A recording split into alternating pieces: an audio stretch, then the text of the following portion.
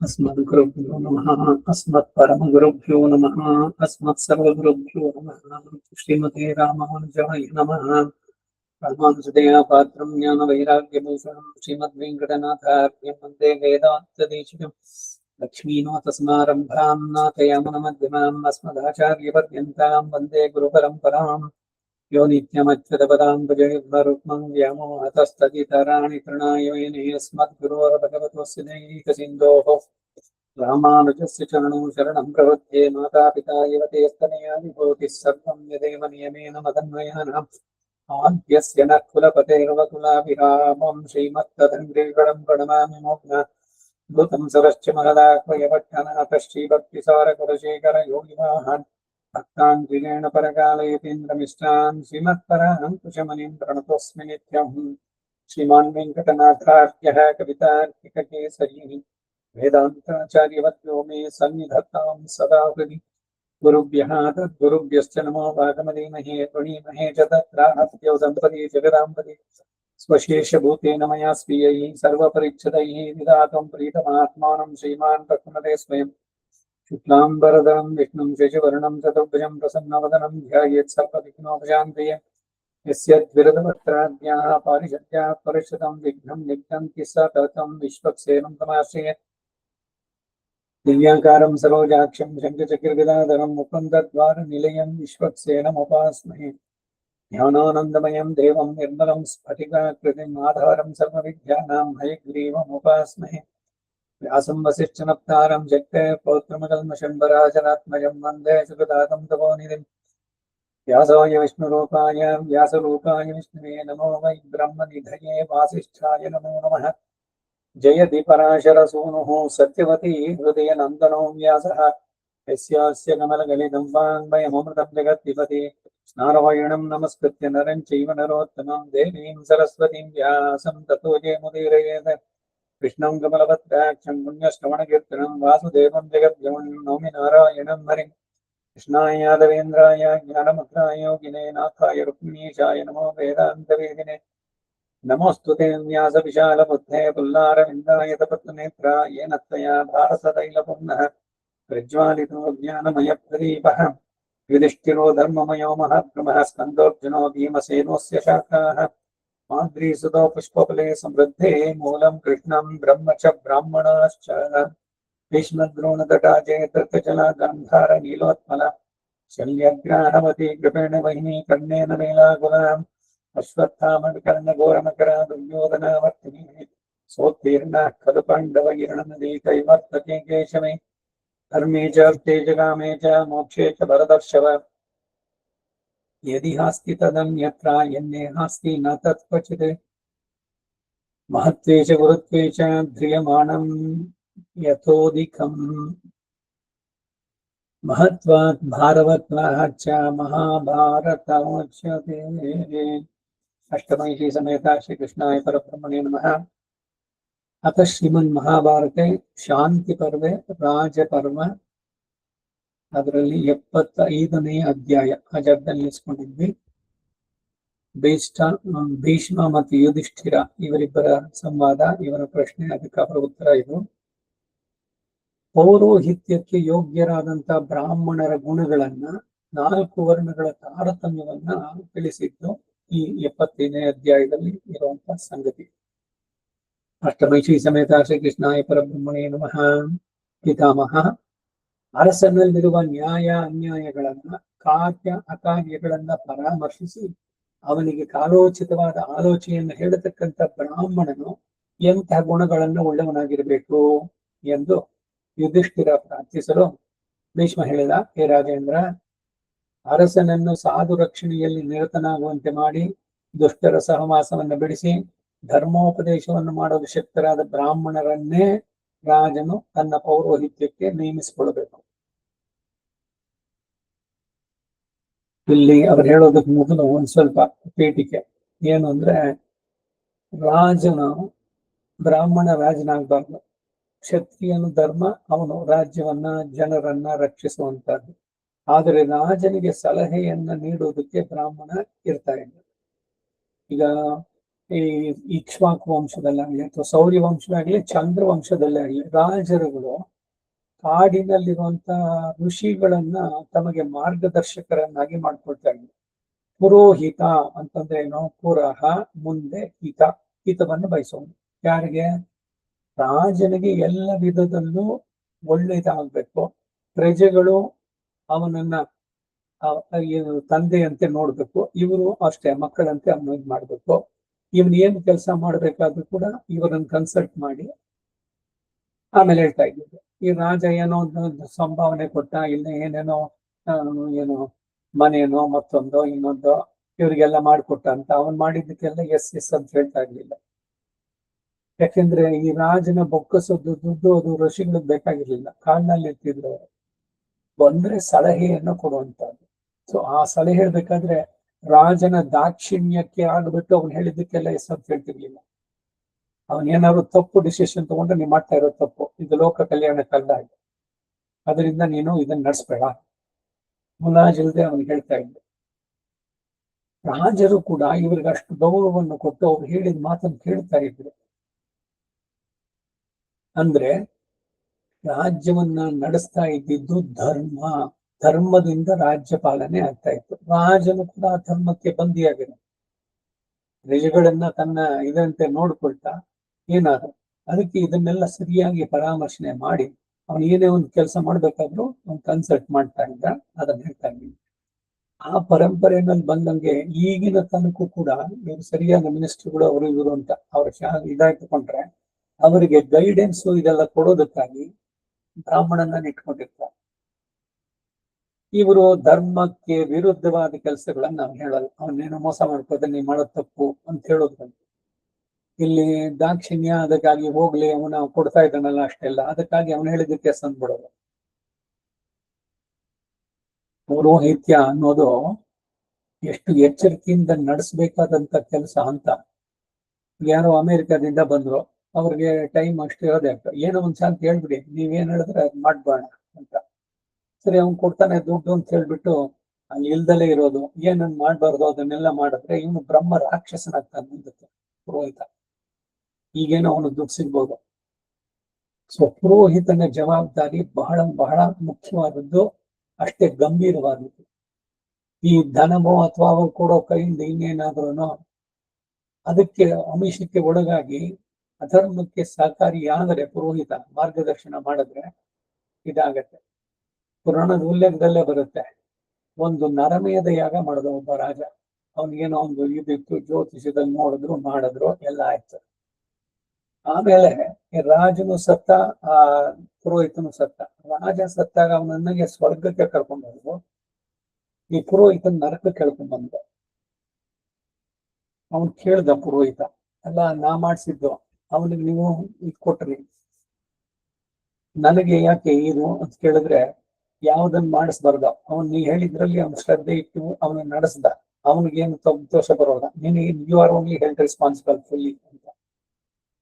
ಅದಕ್ಕೇನೆ ತಾಳದಿರು ಗುರುತನವ ಮಂಕುತಿಮ್ಮ ಕಗ್ಗದಲ್ಲಿ ಹೇಳ್ಬೇಕಾದ್ರೆ, ಬೀಳಿಸದಿರು ನಿನ್ನ ನೆರಳ ಇತರರ ಮೇಲೆ ಬಾಳಿಕೊಂಬುವರು ಅಂತ.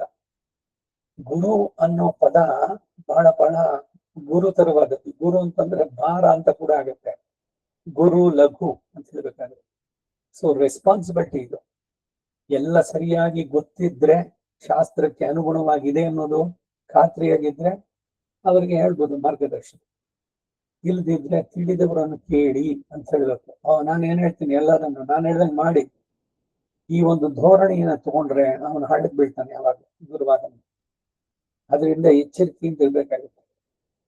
ಹಿಂದೆ ಚರಿತ್ರೆ ಇತಿಹಾಸಗಳಲ್ಲಿ ನೋಡಿದ್ರೆ ಈ ಹಕ್ಕ ಬುಕ್ಕ ಅವರಿವರು ಎಲ್ಲ ಇದ್ ಮಾಡ್ಬೇಕಾದ್ರೆ ಈ ವಿದ್ಯಾರಣ್ಯರು ಅವರಿಗೆ ಮಾರ್ಗದರ್ಶಕರಾಗಿದ್ದು, ಸೋಲಿಸಿ ಇವರಿಗೆ ರಾಜ್ಯ ಪದವಿ ಎಲ್ಲ ಸಿಕ್ತು. ಅವರು ಶ್ರೀರಂಗದ ಇದರಲ್ಲಿ ಇದ್ದಿದ್ದು, ಶೃಂಗೇರಿನಲ್ಲಿ. ಅವ್ರೇನ್ ಮಾಡಿದ್ರು, ಈ ರಾಜ ಅಣ್ಣ ತಮ್ಮಂದ್ರು ಅಕ್ಕ ಭಕ್ತರು ಬಂದ್ಬಿಟ್ಟು ನೀವೇ ರಾಜ್ಯವನ್ನ ನಿಮ್ಮ ಇದ್ರಲ್ಲೇ ಬರ್ಲಿ, ನಾವೆಲ್ಲ ನಿಮ್ಗೆ ಇದಾಗಿರ್ತೀವಿ ಅಂದ್ರು. ವಿದ್ಯಾರಣ್ಯ ಹೇಳಿದ್ರು, ಇಲ್ಲ ಇಲ್ಲ ನನಗದಲ್ಲ ಬುದ್ಧಿ, ನಮಗೆ ಸನ್ಯಾಸ ಅಧ್ಯಾತ್ಮ ಇದ್ದಿದೆ, ನೀವು ರಾಜನಾಗಿ ಧರ್ಮದಿಂದ ರಾಜ್ಯ ಪಾಲನೆ ಮಾಡಿ ಅಂತ. ಕಡೆಗೆ ಅವರಿಬ್ಬರ ಆಗ್ರಹದ ಮೇರೆಗೆ ನವರಾತ್ರಿ ಸಂದರ್ಭದಲ್ಲಿ ನೀವು ರಾಜನಿಗೆ ಉಚಿತವಾದಂತಹ ದಿರಸುಗಳು ಇದನ್ನೆಲ್ಲ ಇಟ್ಕೊಂಡು ದರ್ಬಾರ ನಡೆಸ್ಬೇಕು. ಹಾಗಾಗಿ ಇಂದಿಗೂ ಕೂಡ ನವರಾತ್ರಿ ಸಂದರ್ಭದಲ್ಲಿ ಅವರು ಪೀತಾಂಬರ ಇದುಗಳನ್ನ ಸನ್ಯಾಸಿಗಳು ಇದೆಲ್ಲ ಅವರು ಉಡೋದಲ್ಲ. ಆದ್ರೆ ರಾಜನಿಂದ ಅವಾಗಿನ ಕಾಲದ ಮಾಡಿದ್ದಕ್ಕೆ ಅವರು ಬೆಳ್ಳಿಯ ಪಾದಕೆನೋ ಇದನ್ನ ಇಟ್ಕೊಂಡು ಇದು ಶ್ವೇತ ಛತ್ರ ಇದೆಲ್ಲ ಶಿಷ್ಯರು ಹಿಡ್ಕೊಂಡು ಬರ್ತಾರೆ. ಅವ್ರು ಒಂದ್ ಕಡೆ ಕುಳಿತುಕೊಳ್ತಾರೆ. ದರ್ಬಾರ ಸ್ವಾಮಿಗಳ ದರ್ಬಾರ. ಏನ್ ದರ್ಬಾರ ಅಂತಂದ್ರೆ ಸಂಗೀತ, ಸಾಹಿತ್ಯ, ಕಲೆ ಇದರ ಪ್ರದರ್ಶನ, ಅವರುಗಳಿಗೆ ಸನ್ಮಾನ ಮತ್ತೊಂದು ಎಲ್ಲ ಮಾಡುವಂಥದ್ದು. ಈವರೆಗೂ ಅಲ್ಲಿ ನಡೀತಾ ಬರ್ತಾ ಇದೆ ಶ್ರೀರಂಗದಲ್ಲಿ, ಶೃಂಗೇರಿನಲ್ಲಿ. ಶ್ರೀರಂಗದಲ್ಲಿ ಅಲ್ಲ, ಶೃಂಗೇರಿನಲ್ಲಿ. ಅಲ್ಲಿ ಏನ್ ಹೇಳಿದ್ದು, ಅದೇನ್ ಗಮನಿಸ್ಬೇಕಾದ್ದು ಅಂದ್ರೆ, ರಾಜ ನೀನೇ ಆಗ್ಬಿಡು ಅಂತ ಕೊಟ್ರು ಕೂಡ ಇವನ್ ತಗೊಳ್ಳೋದಲ್ಲ, ಬ್ರಾಹ್ಮಣನಿರೋದಲ್ಲ. ಈಗ ಅಶ್ವಮೇಧ ಯಾಗ, ವಾಜಪೇಯ ಇವುಗಳನ್ನ ನಡೆಸಿದಾಗ ರಾಜನಾದನು ತನ್ನ ಸರ್ವಸ್ವವನ್ನು ಕೊಡ್ಬೇಕು. ಅವನ ಕೈಡು ಕೊತ್ತಿಯನ್ನು ಅವನು ದಾನ ರೂಪದಲ್ಲಿ ಮಾಡ್ತಾನೆ. ಹಾಗಂತ ಅವನು ರಾಜನ ಪತ್ನಿ ಕೊಟ್ಟು ನಾನು ಭೋಗಿಸ್ತೀನಿ ಅಂತ ಇವ್ರು ಹೋಗ್ತಾ ಇದ್ದ. ರಾಜ, ನಿನಗೆ ಸಂಬಂಧಿಸಿದ್ದು ಈ ರಾಜ್ಯ, ಈ ಅಧಿಕಾರ, ಇವೆಲ್ಲ ನೀನ್ ಇಟ್ಕೋ, ಅದು ಪ್ರತಿಯಾಗಿ ನಮಗೇನಾದ್ರು ಒಂದು ಇದನ್ನು ಕೊಡು. ಯತ್ಕಿಂಚತೆ ಹಿರಣ್ಯಂ ಅಂತ ಹೇಳಿ ಎಲ್ಲವನ್ನ ಅವ್ರಿಗೆ ಒಪ್ಸಿ ಮಾಡ್ತಾ ಇದ್ವಿ. ಈ ಅಶ್ವಮೇಧ ಯಾಗ ಪ್ರಧಾನವಾಗಿ ನೋಡಿದ್ರೆ ಏನು ಅಂತಂದ್ರೆ, ಎಲ್ಲೆಲ್ಲಿ ರಾಜ ಯುದ್ಧಗಳನ್ನ ಇದೆಲ್ಲ ನಡೆಸಿದಾಗ ಅಲ್ಲಿ ಸಾವು ನೋವುಗಳೆಲ್ಲ ಉಂಟಾಗತ್ತೆ. ಅದು ಇನ್ಎವಿಟಬಲ್, ಅದನ್ನ ಅವಾಯ್ಡ್ ಮಾಡ್ಲಿಕ್ಕಾಗಲ್ಲ, ಯುದ್ಧ ಅಂದಮೇಲೆ ನಡೆಯುವಂತ. ಸೊ ಅದಕ್ಕೆ ಪ್ರಾಯಶ್ಚಿತ್ತವಾಗಿ ಇವುಗಳನ್ನ ನಡೆಸೋದು. ಇದೆಲ್ಲ ಪುರೋಹಿತ ಆದವನು ಗುರುತರವಾದಂತಹ ಕೆಲಸ.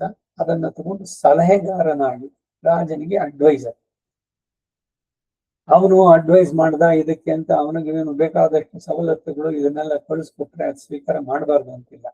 ಆದ್ರೆ ಅದು ಬಂತಲ್ಲ ಅಂತ ಹೇಳ್ಬಿಟ್ಟು ರಾಜ ಏನ್ ತಗೊಳ್ತಾನೋ ಡಿಸಿಷನ್ ಅದಕ್ಕೆ ನಾನು ಸಮ್ಮತಿ ಕೊಟ್ಟೆ ಅಂತ ಆಗ್ಬಾರ್ದು. ಇದು ಬಹಳ ಮುಖ್ಯವಾಗಿ ಆಗ್ಬೇಕಾದ್ರು. ಲೋಕದಲ್ಲಿ ಎಲ್ಲ ತರದ ಜನಗಳು ಇರ್ತಾರೆ. ಯಾವ್ದೋ ಒಂದು ತಪ್ಪು ಕೆಲಸ ಮಾಡೋದು ಮಾಡ್ಬಿಟ್ಟೇನು ಅಂತಂದ್ರೆ, ಅಥವಾ ಯಾರನ್ನು ಕನ್ಸಲ್ಟ್ ಮಾಡದೆ ಅವ್ರು ಪರವಾಗಿಲ್ಲ ಅಂತ ಹೇಳಿದ್ರು, ಯಾರೇ ಹೇಳ್ದೆ ಅದು ಧರ್ಮಕ್ಕೆ ಶಾಸ್ತ್ರಕ್ಕೆ ವಿರುದ್ಧವಾಗಿದ್ರೆ ಇಟ್ ಈಸ್ ನಾಟ್ ಅಕ್ಸೆಪ್ಟಬಲ್. ಧರ್ಮಕ್ಕೆ ವಿರುದ್ಧವಾದದ್ದನ್ನು ಅವ್ರು ಹೇಳ್ಬಾರ್ದು. ದಾಕ್ಷಿಣ್ಯಕ್ಕೆ ಒಳಗಾಗ್ಬಿಟ್ಟು ಇವ್ರಿಗೇನೋ ಪಾಪ ಬೇಸರ ಆಗುತ್ತೆ, ಅದಕ್ಕೆ ನೀವು ಸರಿ ನೀವು ಮಾಡಿ ಪರವಾಗಿಲ್ಲ ಅಂತ ಹೇಳೋಕ್ ಹೋದ್ರೆ ಅವನು ಅದಕ್ಕೆ ಹೊಣೆಗಾರನಾಗ್ತಾನೆ. ಭೀಷ್ಮ ಇವಾಗ ಹೇಳ್ತಾ ಇದ್ದಾನೆ ಪುರೋಹಿತನ ಲಕ್ಷಣಗಳು ಇದ್ರದಕ್ಕೆಲ್ಲ. ದುಷ್ಟರ ಸಹವಾಸನ್ನ ರಾಜನಿಗೆ ಹೇಳಿ ಬಿಡಿಸಿ ಅವನು ಸಾಧು ರಕ್ಷಣೆಯಲ್ಲಿ ಧರ್ಮದಿಂದ ನಡೆಸುವಂತದ್ದು, ಅದಕ್ಕೆ ಅವನು ಪ್ರಚೋದಿಸ್ಬೇಕು. ಅಂತಹವರನ್ನೇ ರಾಜ ಪೌರೋಹಿತ್ಯಕ್ಕೆ ನಿಲ್ಲಿಸ್ಕೊಬೇಕು. ಇದೇ ವಿಷಯದಲ್ಲಿ ಪುರೂರವಸಿಗೂ ವಾಯುವಿಗೂ ನಡೆದ ಸಂವಾದ ರೂಪವಾದ ಒಂದು ಹಳೆಯ ಇತಿಹಾಸ ಉಂಟು. ಭೀಷ್ಮ ಎಲ್ಲವನ್ನು ಚೆನ್ನಾಗಿ ತಿಳಿದವನು, ಅಷ್ಟವಸುಗಳಲ್ಲಿ ಒಬ್ಬ. ಜೊತೆಗೆ ಭಗವಂತನ ಕೃಪೆ ಉಂಟಾಗಿದೆ. ಆ ಶಸ್ತ್ರಗಳ ಘಾತದಿಂದ ಶರೀರವೆಲ್ಲ ಬಾಣ ಚುಚ್ಚಿದ್ರು ಕೂಡ ಕೆಟ್ಟ ರಕ್ತ ಇಲ್ಲ ಹೋಗಿ ಮನಸ್ಸು ಪ್ರಶಾಂತವಾಗಿದೆ. ಪೂರ್ಣವಾದ ಜ್ಞಾನ, ಯಥಾರ್ಥವಾದ ಜ್ಞಾನ ಭಗವಂತನ ಕೃಪೆಯಿಂದನೇ ಉಂಟಾಗಿದೆ. ಆದ್ರಿಂದ ಹೇಳ್ತಾ ಇದ್ದಾನೆ, ಈ ಪುರೂರವಸ್ಸು ಮತ್ತೆ ವಾಯು ಅವರಿಬ್ಬರಿಗೆ ನಡೆದ ಒಂದು ಸಂವಾದ.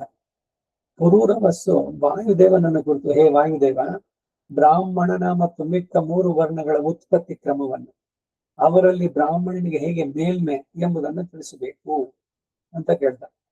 ವಾಯು, ಹೇ ರಾಜಶ್ರೇಷ್ಠ, ಬೃಹದೇವನ ಮುಖದಿಂದ ಬ್ರಹ್ಮದೇವನ ಮುಖದಿಂದ ಬ್ರಾಹ್ಮಣ, ಕೈಗಳಿಂದ ಕ್ಷತ್ರಿಯರು, ತೊಡೆಗಳಿಂದ ವೈಶ್ಯರು ಸೃಷ್ಟಿಸಲ್ಪಟ್ಟರು.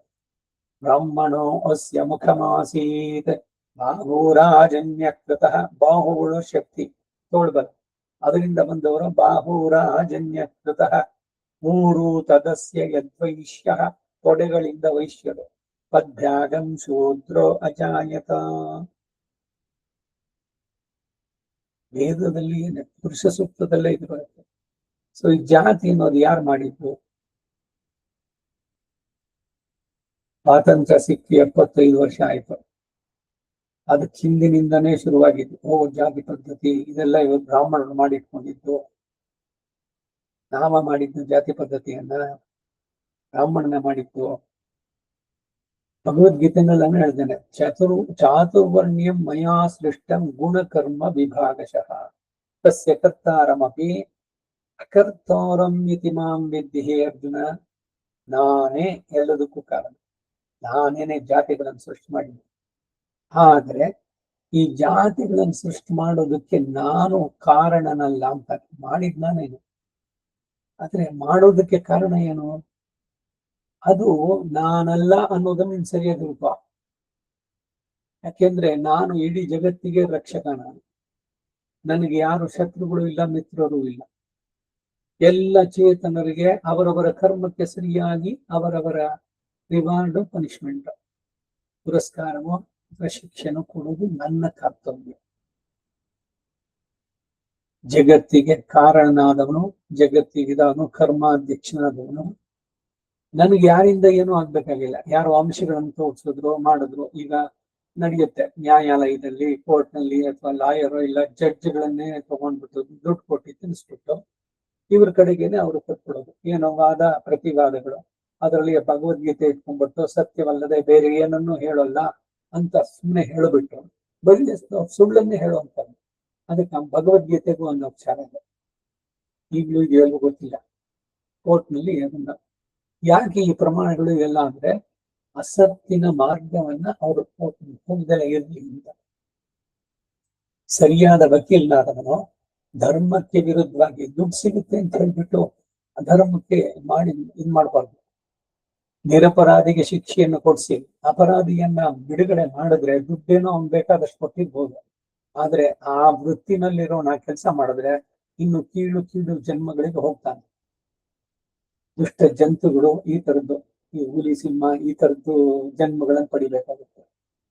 ಅದರಿಂದ ಇನ್ ಬಿಡುಗಡೆ ಇನ್ ಎಷ್ಟು ಜನ್ಮಗಳು. ಈ ಕ್ಷಣದಲ್ಲಿ ನನಗೆ ಸಿಗತ್ತೆ ದುಡ್ಡು, ಅದಕ್ಕಾಗಿ ಸುಳ್ಳನ್ನೇ ನಾನು ಸತ್ಯ ಅಂದ ಮಾಡಿ ತೋರಿಸ್ತೇನೆ ಅಂತ ಹೋದ್ರೆ ಈ ಅನರ್ಥಗಳೆಲ್ಲ ಉಂಟಾಗುವಂತದ್ದು.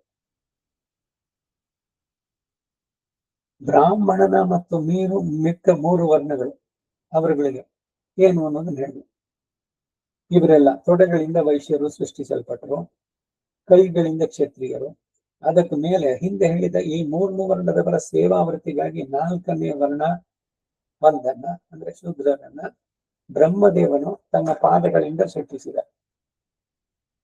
ಬ್ರಾಹ್ಮಣ ಜನಿಸುವಾಗಲೇ ಇತರರನ್ನ ನಿಯಮಿಸತಕ್ಕ ಮತ್ತು ಧರ್ಮ ಭಂಡಾರವನ್ನು ರಕ್ಷಿಸತಕ್ಕಂತಹ ಸಹಜ ಶಕ್ತಿಯಿಂದ ಹುಟ್ಟಿದವನು ಬ್ರಾಹ್ಮಣ. ಆ ಬ್ರಾಹ್ಮಣ ಜನ್ಮಕ್ಕೆ ಬರಬೇಕಾದ್ರೆ ಅವನ ಹಿಂದಿನ ಸಂಸ್ಕಾರಗಳು ಎಷ್ಟು? 800 ಜನ್ಮಗಳು ಆದ್ಮೇಲೆ ಶ್ರೀ ವಿಷ್ಣು ಕೊರ್ಗೆ. ಅದಕ್ಕೆ ಮೊದಲು 84 ಲಕ್ಷ ಜನ್ಮಗಳು. ಪತಂಜಲಿ ಯೋಗ ಸೂತ್ರದಲ್ಲಿ ಹೇಳ್ತಾನೆ, ಒಂದು ಚೇತನ ಒಂದು ಕ್ರಿಮಿಯಾಗಿ ಇದಾಗಿ ಎಷ್ಟು ಇದೆ ಸೃಷ್ಟಿನಲ್ಲಿ ಬಗೆಗಳು. ಆ ಜನ್ಮಗಳನ್ನೆಲ್ಲ ಮುಗಿಸಿದ ಮೇಲೆ ಮನುಷ್ಯ ಜನ್ಮ ಬರ್ತಾನೆ. ಆ ಮನುಷ್ಯ ಜನ್ಮದಲ್ಲೂ ಉತ್ತಮವಾಗಿ ಈಗ ಶೂದ್ರ, ಕ್ಷತ್ರಿಯ, ಬ್ರಾಹ್ಮಣ, ವೈಶ್ಯ, ಕ್ಷತ್ರಿಯ, ಬ್ರಾಹ್ಮಣ ಈಗ ಬರ್ಬೇಕಾದ್ರೆ ಹಂತ ಹಂತವಾಗಿ ಆಯಾಯ ಜನ್ಮಗಳಲ್ಲಿ ಆಯಾಯ ಜನ್ಮಕ್ಕೆ ಸರಿಯಾದಂತಹ ಧರ್ಮಗಳನ್ನ ಆಚರಿಸಿ ಅದರಲ್ಲಿ ಅವನು ಸಫಲತೆ ಹೊಂದಿದ್ರೆ ಮುಂದಕ್ಕೆ ಮೇಲೆ ಬರಲಿಕ್ಕೆ ಸಾಧ್ಯವಾಗುತ್ತೆ. ಹೀಗೆ ಬಂದಿರುವಂತ. ಆಮೇಲೆ ಬ್ರಹ್ಮದೇವನು ಪ್ರಜಾರಕ್ಷಣೆಗಾಗಿ ದಂಡ ನೀತಿಯಿಂದ ಭೂಮಿಯನ್ನು ರಕ್ಷಿಸುವುದಕ್ಕಾಗಿಯೂ ಸಹಜ ಶೌರ್ಯದೊಡನೆ ಕ್ಷತ್ರಿಯರನ್ನ 2ನೇ ವರ್ಣದವರನ್ನಾಗಿ ಸೃಷ್ಟಿಸಿದ. ಧಾನ್ಯಗಳನ್ನ ಒದಗಿಸಿ ಇತರ 3 ವರ್ಣದವರನ್ನ ಪೋಷಿಸಲು ವೈಶ್ಯರನ್ನ, ಮೇಲ್ಕಂಡ 3 ವರ್ಣದವರ ಸೇವಾವೃತ್ತಿಗಾಗಿ ಶುದ್ಧ ವರ್ಣವನ್ನು ಸೃಜಿಸಿದ. ಸೃಷ್ಟಿಕರ್ತನಾದ ಬ್ರಹ್ಮನ ನಿಯಮನೇ ಇದು ಅಂತ ಹೇಳಿದಾಗ ತಿರುಗಿ ಪುರೂರವಸ್ ಕೇಳ್ತಾನೆ, ಹೇ ವಾಯುದೇವ, ಈ ಭೂಮಿಯು ಇದರೊಳಗಿನ ಐಶ್ವರ್ಯವು ಜ್ಯೇಷ್ಠನೆನಿಸಿದ ಬ್ರಾಹ್ಮಣನಿಗೆ ಸೇರಿದ್ದೆ ಅಥವಾ ಪ್ರಭುವಾದ ಕ್ಷತ್ರಿಯನಿಗೆ ಸೇರಿದ್ದೆ ಎಂಬುದನ್ನ ಸಕಾರಣವಾಗಿ ತಿಳಿಸು. ವಾಯುದೇವ ಉತ್ತರ ಹೇಳ್ತಾನೆ, ಈ ಭೂಮಿಯಲ್ಲಿ ಜನಿಸುವ ಧಾನ್ಯಾದಿಗಳು, ಐಶ್ವರ್ಯ, ಮಂಗಳಕರವಾದ ವಸ್ತುಗಳೆಲ್ಲವೂ ಕೂಡ ಬ್ರಾಹ್ಮಣರ ಸೊತ್ತುಗಳು ಎಂದೇ ಹಿರಿಯರ ಹೇಳಿಕೆ. ಎಲ್ಲವೂ ಬ್ರಾಹ್ಮಣನಿಗೆ ಅಂದ್ರೆ ಬ್ರಾಹ್ಮಣ ತಾನೆಲ್ಲದನ್ನು ಇಟ್ಕೊಳ್ಳೋದ ನೋಡಿ ಮುಂದಕ್ಕೆ ಬರುವಂತದ್ದು. ಬ್ರಾಹ್ಮಣನು ತನ್ನದನ್ನೇ ಭುಜಿಸ್ತಾನೆ, ತನ್ನದನ್ನೇ ಉಡುತ್ತಾನೆ, ತನ್ನದನ್ನೇ ಮತ್ತೊಬ್ಬರಿಗೆ ಕೊಡ್ತಾನೆ. ಏಕೆಂದರೆ ಅವನು ಎಲ್ಲಾ ವರ್ಣದವರಿಗೂ ಜ್ಯೇಷ್ಠ ಮತ್ತು ಶ್ರೇಷ್ಠ. ಸ್ತ್ರೀಯಾದವಳು ಪತಿಹೀನೆಯಾದಾಗ ಪತಿಯ ಸಹೋದರನ ಪತಿಯನ್ನಾಗಿ ಆಶ್ರಯಿಸುವಂತೆ ಭೂಮಿಯು ಬ್ರಾಹ್ಮಣನು ಕೈಬಿಟ್ಟದ್ರಿಂದ ಕ್ಷತ್ರಿಯನನ್ನು ಹೊಂದುತ್ತಾನೆ. ಇದು ಪ್ರಥಮ ವಿಧಿ ಇದಕ್ಕೆ ಕಷ್ಟಕಾಲದಲ್ಲಿ ಬೇರೆ ಗತಿ ಉಂಟು. ನೀನು ಧರ್ಮದಿಂದ ಸ್ವರ್ಗಲೋಕದಲ್ಲಿ ಉತ್ತಮ ಪದವಿಯನ್ನ ಅಪೇಕ್ಷಿಸುವುದಾದರೆ ನಿನ್ನಿಂದ ಜಯಿಸಲ್ಪಟ್ಟ ರಾಜ್ಯ ಎಲ್ಲವನ್ನು ಕೂಡ ಶಾಸ್ತ್ರಜ್ಞನು, ಸದ್ಗುಣಿಯು, ಧರ್ಮವನ್ನು ತಿಳಿದವನು, ಆಶಾರಹಿತನೂ ಆಗಿ ಎಲ್ಲ ವಿಧಗಳಲ್ಲಿಯೂ ಅರಸನಿಗೆ ಉತ್ತಮವಾದ ಬುದ್ಧಿ ಚಾತುರ್ಯಗಳನ್ನ, ಧರ್ಮದ ನೆಲೆಯನ್ನ ಉಪದೇಶಿಸುವ ಬ್ರಾಹ್ಮಣನ ಅಧೀನದಲ್ಲಿ ಇರಿಸು. ನೋಡಿ, ಎಲ್ಲ ಬ್ರಾಹ್ಮಣನ ಕೊಟ್ಟರೆ ಬ್ರಾಹ್ಮಣ ತನ್ನ ಸ್ವಂತಕ್ಕಾಗಿ ಇಟ್ಕೊಳ್ತಾನೇನು? ಇವನು ಹುಟ್ಟಿದ ಉದ್ದೇಶ ಏನು? ಬ್ರಹ್ಮವನ್ನ ಪಡೆಯೋದಕ್ಕೆ. ಎಲ್ಲರಲ್ಲೂ ಭಗವಂತನನ್ನೇ ಕಾಣುವಂತಹದ್ದು. ಬ್ರಾಹ್ಮಣ್ಯ ಲೋಕ ಸಮಸ್ತ ಸುಖಿನೋ ಭವಂತು. ತನ್ನ ಸುಖ ಒಂದನ್ನು ಎಂದಿಗೂ ಅವನು ನೋಡಿದ್ದಲ್ಲ. ಪೂರ್ಣ ಅವನು ನಿಸ್ವಾರ್ಥಿಯಾಗಿರ್ಬೇಕು.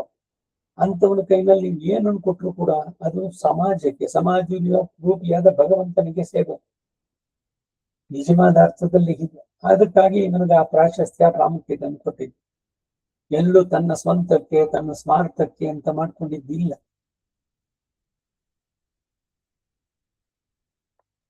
ಧರ್ಮದಿಂದ ಆಳುವಂತ ರಾಜ ಹೀಗಾಗಿ ಎಲ್ಲವನ್ನು, ಇವಾಗ ಈಗ ತಾನೇ ಹೇಳಿದೆ ನಾನು, ಅಶ್ವಮೇಧ ಯಾಗ ಮಾಡಿದ್ಮೇಲೆ ರಾಜ್ಯವನ್ನ, ಆ ರಾಜ್ಯ ಪದವಿಯನ್ನ, ರಾಜನಾದ ಪದವಿಯನ್ನು ಕೂಡ ಭಗವಂತ ಇವರಿಗೆ, ಬ್ರಾಹ್ಮಣನಿಗೆ ಒಪ್ಪಿಸ್ಬಿಟ್ಟಿತ್ತು. ಅವನು ನಿಜವಾದ ಬ್ರಾಹ್ಮಣ. ಅವನಿಗೆ ಇದರಲ್ಲೆಲ್ಲ ಆಸೆ ಇಲ್ಲ. ಅವನು ಹೇಳಿದ, ನೋಡಪ್ಪ, ನಮ್ಮ ವಿಧಿ, ನಮ್ಮ ವೃತ್ತಿ ಏನು ಅಂದ್ರೆ ನಮಗೆ ಲೋಭ ಇರಬಾರ್ದು. ಭಗವಂತ ಏನು ಕೊಡ್ತಾನೋ ಅದರಲ್ಲಿ ನಾವು ತೃಪ್ತರು. ನಮಗೆ ಕಾಡಿನಲ್ಲಿ ಶರೀರವನ್ನ ದಂಡಿಸಿ ನಿತ್ಯ ವಿಧಿಗಳು, ವರ್ಣಾಶ್ರಮ ಧರ್ಮಗಳನ್ನ ಆಚರಿಸೋದು ನಮ್ಮ ವಿಧಿ. ಹಣ ಮಾಡೋದು ಇಲ್ಲ, ಇನ್ನೊಬ್ಬನ ಮೇಲೆ ದಂಡೆತ್ ಹೋಗೋದು, ಇವೆಲ್ಲ ನಮಗೆಲ್ಲ ಹೇಳಿ. ನೀನು ಕ್ಷತ್ರಿಯ, ನೀನ್ ಅದನ್ನ ಇಟ್ಕೋ.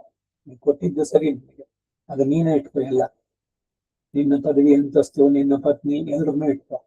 ಅದಕ್ಕೆ ಪ್ರೀತಿಯಾಗಿ ನಂಗೊಂದಿಷ್ಟು ಇದು ಕೊಡು ಅಷ್ಟೇ. ಇಲ್ಲಿ ಕಾಡಿನಲ್ಲಿದ್ದಾಗ ಅದನ್ನು ಬಯಸಾಗಿಲ್ಲ. ಆಮೇಲೆ ರಾಜ ಆಶ್ರಯ ಇದು ಅಂತಂದ್ಬಿಟ್ಟೆಲ್ಲ ಬಂದಾಗ ಅವನಿಗೇನು ಒಂದಷ್ಟು ಆರ್ಥಿಕವಾಗಿ ಹಣನ ಮತ್ತೊಂದು ಕೊಟ್ರೆ ನೆಮ್ಮದಿಯಾಗಿ 2 ಹೊತ್ತು ಊಟ ಅವನಿರೋ ದಿವಸಕ್ಕೂ ಅದರ ವ್ಯವಸ್ಥೆಯನ್ನ ರಾಜ ಮಾಡ್ಕೊಡುವಂತ. ವೇದವನ್ನ ವಿಕ್ರಯ ಕಲಿಯುಗದಲ್ಲಿ ಬರುವಂತಹದ್ದು. ನೀವು ಒಂದು ಫೀಸ್ ಕೊಡಿ ನಂಗೆ, ನೀವು ಎಷ್ಟು ಕ್ಲಾಸ್ ಅಟೆಂಡ್ ಮಾಡಿದ್ರಿ, ಪರ್ ಕ್ಲಾಸ್ ಇಷ್ಟು ಅಂತ, ಈ ತರ ಎಲ್ಲರೂ ಉಂಟಾರೆ. ಇದು ಬರೀ ವೇದಕ್ಕಷ್ಟೇ ಅಲ್ಲ, ಬೇರೆ ವಿದ್ಯೆಗಳು ಅಷ್ಟೇ. ಸಂಗೀತವೋ, ಸಾಹಿತ್ಯವೋ, ಕಲೆಯಲ್ಲೋ ನೀವೇನೋ ನುರಿತರಾಗಿದ್ದೀರಿ ಅಂದ್ರೆ ಅದನ್ನ ದಾನವಾಗಿ ಮಾಡಿ. ಅವರು ಸಂತೋಷದಿಂದ ಏನು ಕೊಡ್ತಾರೆ ಅದನ್ನು ಸ್ವೀಕಾರ ಮಾಡಿ, ತಪ್ಪಿಲ್ಲ. ಆದ್ರೆ ನೀವು ನನಗೆ ಡಿಮ್ಯಾಂಡ್ ಮಾಡಿ, ನನಗೆ ಫೀಸ್ ಇಷ್ಟು, ಒಂದು ಕ್ಲಾಸ್ಗೆ ಇಷ್ಟು 1000 ಅಂತ ಅಂದ್ಬಿಟ್ಟಂದ್ರೆ ನೀವು ವಿಕ್ರಯ ಮಾಡ್ತಾ ಇದ್ದೀವಿ. ವೇದ ವಿಕ್ರಯದಿಂದ ಬ್ರಾಹ್ಮಣ ಕೆಡ್ತಾನೆ ಅಂತಿದೆ ಮುಂದಕ್ಕೆ ಭವಿಷ್ಯ ಪುರಾಣದಲ್ಲಿ ಬರುವಂತದ್ರಲ್ಲಿ. ಸೊ ಅದರಿಂದ ವೇದವನ್ನ ಹೇಳಿಕೊಡೋದ್ರಿಂದ ನನಗೇನೋ ದುಡ್ಡು ಸಿಗುತ್ತೆ ಅನ್ನೋ ಉದ್ದೇಶ ಇರಲೇಬಾರದು. ಈ ಕಲಿತಿದ್ದನ್ನ ಇನ್ನೊಬ್ಬರಿಗೆ ತಿಳಿಸಿದ್ರೆ ನಿನ್ನ ಜ್ಞಾನ ವೃದ್ಧಿಯಾಗುತ್ತೆ. ಕೊಡುವಾತ ಯಾರು ಅಂದ್ರೆ ಭಗವಂತ. ನಮ್ಮ ಕರ್ಮ ಎತ್ತವಾಗ ಏನ್ ಬರ್ಬೇಕು ನಮ್ಗೆ ಬರುತ್ತೆ. ಅದ್ರ ಬಗ್ಗೆ ನಾವು ತಲೆ ಕೆಡಿಸ್ಕೊಳ್ಳೋದೇ ಇಲ್ಲ. ಯಾಕಂದ್ರೆ ಭಗವಂತನ ಸರ್ವಶಕ್ತಿತ್ವವನ್ನು ಒಪ್ಕೊಂಡಿದ್ದೇವೆ. ನಮಗೆ ಪೂರ್ಣ ರಕ್ಷಕನಾಗಿದ್ದಾನೆ ಅನ್ನೋದು ನಮಗೆ ಅರಿವು ಪೂರ್ಣ ಚೆನ್ನಾಗಿದ್ರೆ ಯಾವುದಕ್ಕೂ ಕೂಡ. ಈಗ ಒಂದು ಮಗು ಆಟ ಆಡ್ತಿದೆ, ಎಲ್ಲ ಒಂದು ಫಂಕ್ಷನ್ ಕರ್ಕೊಂಡು ಹೋದ್ರೆ ಡಯಾಸ್ನಲ್ಲಿ ಓಡಾಡ್ತಾ ಇತ್ತು. ತಾಯಿಯಾದವಳು ಬೇರೆ ಯಾರ ತಂದುತ್ತಾ ಇದ್ದು ಕೂಡ ಅವಳ ಕಣ್ಣು ಒಂದ್ ಕಣ್ಣೆ ಮಗನ ಕಡೆಗೆ ಅಥವಾ ಮಗಳ ಕಡೆಗೆ ಇದೆ. ಅವಳು ಎಲ್ಲಿ ಆ ಡಯಾಸಿಂದ ಕೆಳಗೆ ಬಿಡ್ತಾಳೋ, ಇನ್ನೇನ್ ಬೀಳ್ತಾಳೆ ಅಂದ್ರೆ ಓಡೋದು ಚೆಕ್ ಅಂತ ಇಟ್ಕೊಳ್ತಾಳೆ. ಆ ರೀತಿ ನನ್ನ ಹಿಂದೆಯೇ ಇದ್ದು ನಾ ಬಿದ್ದೆನೆಂದಾಗ ಬಂದು ಎತ್ತಿ ಕಣ್ಣೊರೆಸಿ ನಗಿಸಿದವನು ಒಡೆಯ. ಆ ಒಡೆಯ ಎನ್ನವ ನನ್ನ ಒಳಗಿಹನು, ಒಡಲೆಂಬ ಗುಡಿಯೊಳಗೆ ಒಡೆಯ ಎನ್ನವನಿಹನು, ನಡೆಯುವೇನು ನಡೆಸಿದಂತವನು. ಎಷ್ಟು ಸುಂದರವಾಗಿದೆ ನೋಡಿ, ಇದು ನಿಜವಾದ ಅರ್ಥದಲ್ಲಿ. ಸೊ ಅದರಿಂದ ಈಗ ಯಾರೋ ಅವ್ರು ಕೊಟ್ರು ಸಂಭಾವನೆ, ಇವ್ರು ಎಷ್ಟು ಹಣ ಕೊಟ್ರು, ಇದ್ರ ಕಡೆ ನಾವು ಬರಬಾರ್ದು ಗಮನ. ಇಲ್ಲ ಅವ್ರು ಕೊಟ್ಟಿದ್ದು ಕಡಿಮೆ ಆಯ್ತು, ಯಾವುದು ಕೂಡ ಬರಬಾರ್ದು. ಈ ಕಾರಣದಿಂದಾನೇ ಅವರು ರಿಪೀಟೆಡ್ ಹೇಳ್ತಾರೆ ಸಂಭಾವನೆ ಅನ್ನೋದನ್ನ ಹೇಳ್ಬಾರ್ದು.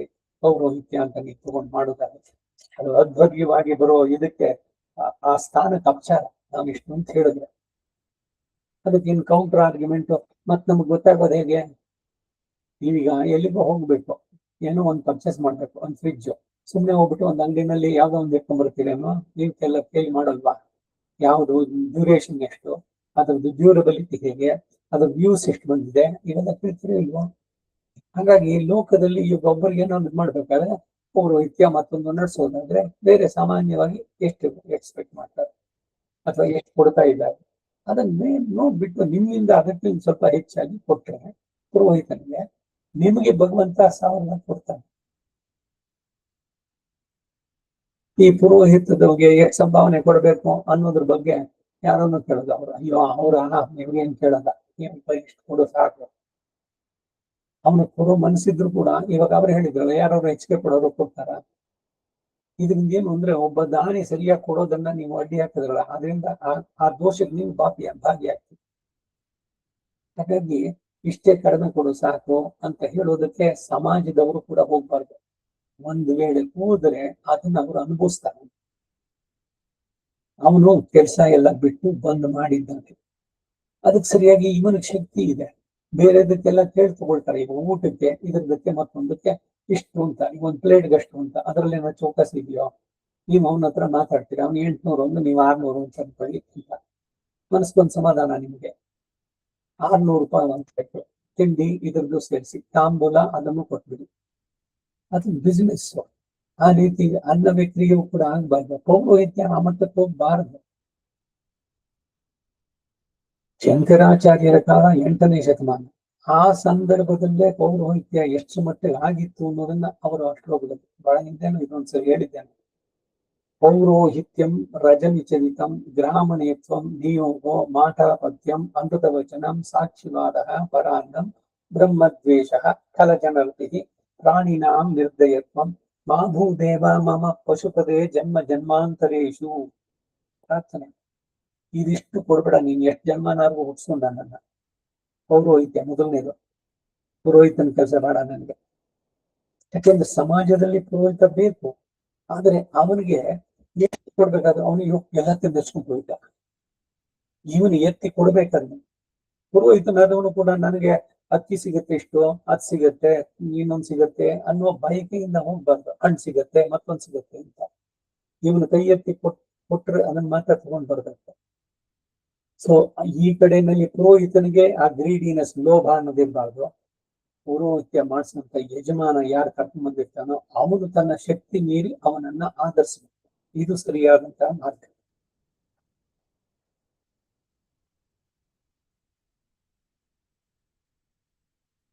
ಈಗ ವಾಯುವಿನ ಉಪದೇಶ ಅದು ಮುಂದಕ್ಕೆ ಹೋಗ್ತಾ ಇದೆ. ಸತ್ಕುಲದಲ್ಲಿ ಹುಟ್ಟಿದವನು, ಜ್ಞಾನಿಯು, ಮೃದು ಭಾಷೆಯು, ಸಾಹಸಿಯು ಆದಂತ ಬ್ರಾಹ್ಮಣನು ಆಶ್ಚರ್ಯಕರವಾದ ತನ್ನ ಬುದ್ಧಿ ಚಾತುರ್ಯ ವಾಕ್ಚಾತುರ್ಯಗಳಿಂದ ರಾಜನನ್ನ ಕ್ಷೇಮದಲ್ಲಿ ಇರಿಸಬಲ್ಲ. ಯಾವಾಗ ಧರ್ಮಕ್ಕೆ ಅನುಗುಣವಾಗಿ ಇವನು ಸಲಹೆಯನ್ನು ಕೊಡ್ತಾನೆ, ಧರ್ಮೋ ರಕ್ಷತಿ ರಕ್ಷಿತ. ಇಲ್ಲೂ ಕೂಡ ಅಷ್ಟೇ, ಧರ್ಮ ಯಾರು ಧರ್ಮವನ್ನ ಆಶ್ರಯಿಸ್ತಾರೋ ಅವರನ್ನ ಧರ್ಮವೇ ರಕ್ಷಿಸುತ್ತೆ. ವಿವೇಕಿಯಾದ ರಾಜನು ಕ್ಷತ್ರಿಯ ಧರ್ಮ ನಿರತನಾಗಿ ಅಹಂಕಾರ ಮಮಕಾರಗಳನ್ನು ತ್ಯಜಿಸಿ ಹಿರಿಯರ ಹಿತವಾದಗಳನ್ನ, ಬ್ರಾಹ್ಮಣನು ತಿಳಿಸುವ ಧರ್ಮಗಳನ್ನು ನಡೆಸುತ್ತಾ ಬಂದ್ರೆ ಅವನು ಶಾಶ್ವತವಾದ ಅದ್ಭುತ ಕೀರ್ತಿಯನ್ನ ಹೊಂದುತ್ತಾನೆ. ಪೂರ್ವೇ ಪೂರ್ವೇಯೇ ತದೂಚು ಆಟಕದಲ್ಲಿ ಬರುತ್ತೆ.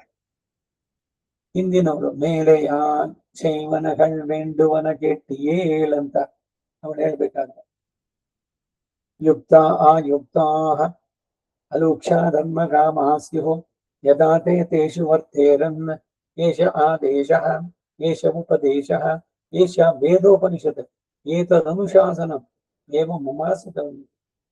ತೈತ್ತಿರೀಯ ಉಪನಿಷತ್ತಿನಲ್ಲಿ ಶಿಕ್ಷಾವಲ್ಲಿನಲ್ಲಿ ಇದು ಯಾವುದು ಯುಕ್ತವಾದದ್ದು ಯಾವುದು ಅಯುಕ್ತವಾದದ್ದು ಇದನ್ನ ತಿಳಿದಂತಹ ಶಿಷ್ಟರು, ಇದನ್ನೇ ಶಿಷ್ಟಾಚಾರ ಅಥವಾ ಸಂಪ್ರದಾಯ ಅಂತ ಹೇಳುವಂತಾರೆ. ಆಚಾರ್ಯ ಸ್ಥಾಪಯಿಷ್ಯತಿ ಸ್ವಯಂ ಆಚರತೆ. ಅವನು ಆಚಾರ್ಯ, ಆಚಾರ್ಯನ ಮಾತಿಗೆ ಅಷ್ಟೊಂದು ಪ್ರಾಶಸ್ತ್ಯ ಗೌರವ ಇರಬೇಕು, ಅದಕ್ಕೆ ವಿರುದ್ಧ ನಡೀಬಾರದು. ಇಂತಹ ಧರ್ಮ ಕಾರ್ಯಗಳಲ್ಲಿ ಅವನ ಪುರೋಹಿತನೂ ಕೂಡ ಫಲಭಾಗಿಯಾಗ್ತಾನೆ. ಇದಕ್ಕೆ ಇವರು ವರದರಾಜ್ ಮೇಲೆ ಒಂದು ಒಳ್ಳೆ ಉದಾಹರಣೆ ಹೇಳ್ತಾ ಇದ್ದಾರೆ. ಇದು ಜೇನನ್ನ ಮಾರುವಂತವನು, ಹೆಜ್ಜೇನು ಅದ್ರದನ್ನ ಜೇನು ಯಾರಿಗ್ ಬೇಕು, ಜೇನುತುಪ್ಪ ಇದ್ರದ್ದು ನೆಟ್ಟು ಇದ್ರದ್ದೆಲ್ಲ ಇಟ್ಕೊಂಡಿರ್ತಾನೆ. ಸರಿ, ಇವರಿಗೆ ಪಾತ್ರೆಗೂ ಮತ್ತೊಂದಕ್ಕೂ ಹಿಂದೆ ಎಲ್ಲ ಹಾಕ್ತಾನೆ. ಅವನ ಕೈಯೆಲ್ಲ ಜೇನುತುಪ್ಪ ಆಗಿರುತ್ತಲ್ಲ, ಏನ್ ಮಾಡ್ತಾನೆ, ಅವನಿಗೂ ಸ್ವಲ್ಪ ಸಿಗುತ್ತೆ ಇಲ್ವ ಜೇನಿನ ಸಿಹಿ, ಅವನು ತಂದಿದ್ದ ಸೇಲ್ಗೆ ಅಂತ ಮಾಡಿದ್ರು ಕೂಡ. ಹಾಗೆ ಪುರೋಹಿತನಾದವನು ಶಾಸ್ತ್ರೋಕ್ತವಾದದ್ದನ್ನ ಭಕ್ತಿಯಿಂದ ಶ್ರದ್ಧೆಯಿಂದ ಅವನ ಕೆಲಸವನ್ನ ನಿರ್ವಹಿಸಿದ್ರೆ ಈ ಯಜಮಾನ ಯಾರು ನಡೆಸಿದ್ನೋ ಅವನಿಗೆ ಅದರಿಂದ ಫಲ ಏನಿದೆಯೋ ಅದರಲ್ಲಿ ಒಂದಷ್ಟು ಫಲ ನಡೆಸಿದ ಅಧ್ವರ್ಯವೂ ಕೂಡ ಉಂಟು. ಅದಕ್ಕೆ ಪುರೋಹಿತನು ಫಲಭಾಗಿಯಾಗ್ತಾನೆ. ಇಂತಹ ರಾಜನನ್ನ ವಿದ್ಯಾವಂತನು ರಾಜನೀತಿ ನಿಪುಣನು ಆದ ಅವನ ಪುರೋಹಿತನನ್ನು ಆಶ್ರಯಿಸಿದವರು ಯಾವ ಭಯವೂ ಇಲ್ಲದೆ ಧರ್ಮಕ್ಕೆ ಕಟ್ಟು ಬಿದ್ದು ನಡೀತಾರೆ. ಕಡೆಗೇನು ಧರ್ಮವೇ ರಾಜ್ಯವನ್ನ ನಡೆಸಿದಂತೆ. ಅಂತಹ ರಾಜ್ಯದಲ್ಲಿರುವ ಎಲ್ಲ ಪ್ರಜೆಗಳು ಅರಸನಿಂದ ಸುರಕ್ಷಿತರಾಗಿ ಧರ್ಮಗಳನ್ನು ನಡೆಸುವಾಗ ಆ ಧರ್ಮದ 4ನೇ ಒಂದು ಭಾಗ ರಾಜನಿಗೆ ಸೇರುತ್ತೆ.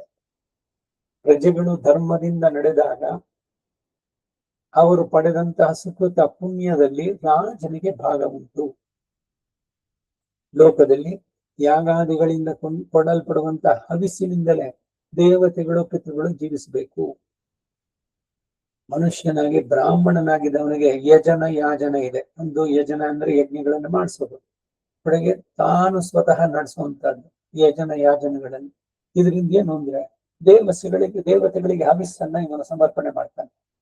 ಈ ಭೂಮಿಯಲ್ಲಿ ಇವರುಗಳು ಅಗ್ನಿಮುಖ ಏವ ದೇವತಾ ಪ್ರೀಣಾತಿ, ಅಗ್ನಿಮುಖದಿಂದ ದೇವತೆಗಳು ಪಿತರಾಗ್ತಾರೆ, ಅವರು ಶಕ್ತಿವಂತರಾಗ್ತಾರೆ, ತೇಜವಂತರಾಗ್ತಾರೆ.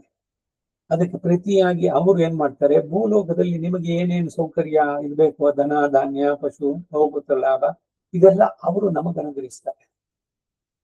ಪಿತೃಗಳಿಗೆ ನಡೆಸುವ ಉಪಾಸನೆ ಅದು ಕವ್ಯ ವಾಹನನಾಗಿ ಅಗ್ನಿ ಮುಖಾಂತರವೇನೆ ಶ್ರಾದ್ದಗಳನ್ನ ಪಾರ್ವಣ ಶ್ರಾದ್ದವನ್ನೇ ನಡೆಸ್ಬೇಕು. ಸಂಕಲ್ಪ ಇದು ಅದು ಅಲ್ಲ.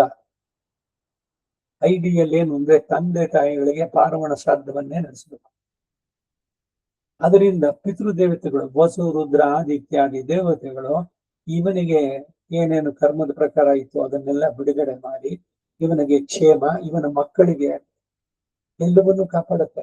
ಮುಂದೆ ಒಳ್ಳೆಯ ಪ್ರಾಜನಿ, ಅವರಿಗೆ ಭಗವದ್ ಆಧಿಮುಖ್ಯ ಉಂಟಾಗುವಂತಹದ್ದು ಇದೆಲ್ಲ ಪಿತೃದೇವತೆಗಳಿಂದ ಬರುವಂತಹದ್ದು. ಹೀಗಾಗಿ ಅರಸನಿಲ್ಲದಂತಹ ದೇಶದಲ್ಲಿ ದೇವತೆಗಳು, ಋಷಿಗಳು, ಪಿತೃಗಳು, ಗಂಧರ್ವರು, ಉರಗರು, ರಾಕ್ಷಸರು ಮೊದಲಾದವರ ಜೀವನಕ್ಕೆ ಕಾರಣವಾದಂತಹ ಯಾಗಾದಿಗಳು ಒಂದು ನಡೆಯುವುದಿಲ್ಲ. ರಾಜ ಸರಿಯಾಗಿ ಇದ್ರೆ ಅರಾಜಕತೆ ಜನಪದೇ ಭರತನನ್ನ ತೊಡೆ ಮೇಲೆ ಕೂರಿಸ್ಕೊಂಡು ರಾಮ ಹೇಳಿದ್ದು ಒಂದು 16 ಶ್ಲೋಕಗಳು. ಎಲ್ಲವೂ ಅಧರ್ಮ ಜಾಸ್ತಿ ಆಗತ್ತೆ. ಕುಂಡರು, ಪೋಕರು, ಕಳ್ಳತನ, ಸುಲಿಗೆಗಾರರು ಇವರುಗಳು ಉಪಟಳ ಹೆಚ್ಚಾಗತ್ತೆ. ದಂಡ ನೀತಿ, ರಾಜ ಇದ್ದಾನೆ, ಅವನೇನಾರು ಮಾಡಿದ್ರೆ ಅದಕ್ಕೆ ಈಗ ಪರದರ ಪರಿದ್ರಾಣ ತಲೆದಂಡ, ಮರಣದಂಡ ನೀನೇ ಅವನಿಗೆ ವಿಧಿಸೋದಂತ.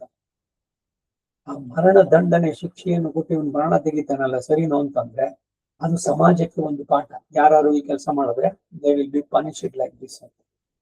ಈ ಕಾರಣದಿಂದ ಏನು, ಜನರು ದಂಡಕ್ಕೆ ಹೆದರಿ ಆ ಅನ್ಯಾಯದಲ್ಲಿ ಪ್ರವರ್ತಿಸುವುದಿಲ್ಲ.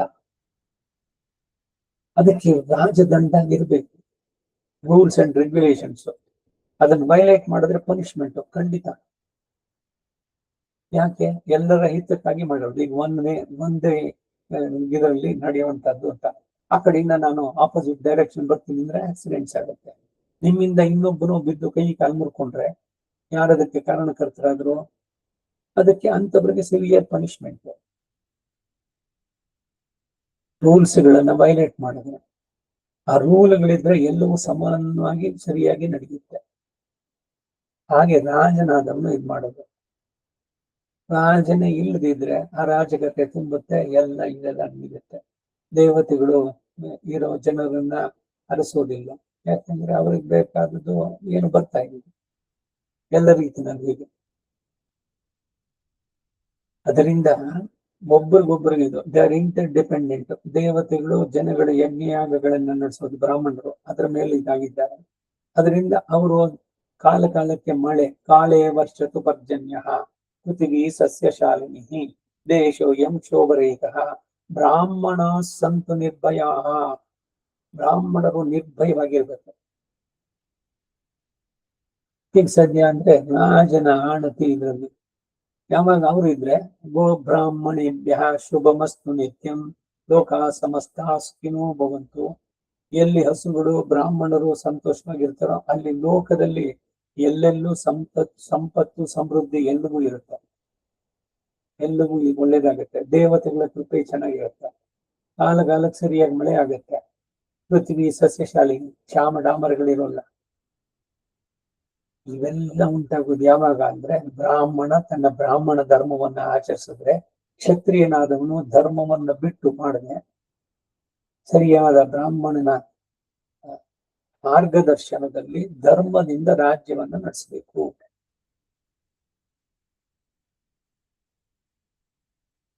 ಜೀವನಕ್ಕೆ ಬೇಕಾದ ಧರ್ಮ ಕಾರ್ಯದ ಯೋಗಕ್ಷೇಮಗಳನ್ನೆಲ್ಲ ಅರಸನಿಂದಲೇ ನಡಿಬೇಕು. ಬಿಸಿಲಿನ ತಾಪದಿಂದ ಬಳಿದವನು ನೀರು, ನೆರಳು, ಗಾಳಿ ಇವುಗಳಿಂದ ಸುಖ ಹೊಂದುತ್ತಾನೆ. ಚಳಿಯಿಂದ ನಡುಗುವವನು ಬಿಸಿಲಿನಿಂದಲೂ ಅಗ್ನಿಯಿಂದಲೂ ಉಡುಪುಗಳಿಂದಲೂ ಆ ಚಳಿಯನ್ನ ನೀಗಿ ಸುಖ ಹೊಂದುತ್ತಾನೆ. ಶಬ್ದ, ಸ್ಪರ್ಶ, ರೂಪ, ರಸ, ಗಂಧಗಳಿಂದ ಮನಸ್ಸನ್ನ ಸಂತೋಷಗೊಳಿಸಬಹುದಾದ್ರೂ ಕೂಡ ಭಯಗ್ರಸ್ತನಿಗೆ ಈ ಯಾವ ಸುಖವೂ ಅನುಭವಕ್ಕೆ ಬರುವುದಿಲ್ಲ.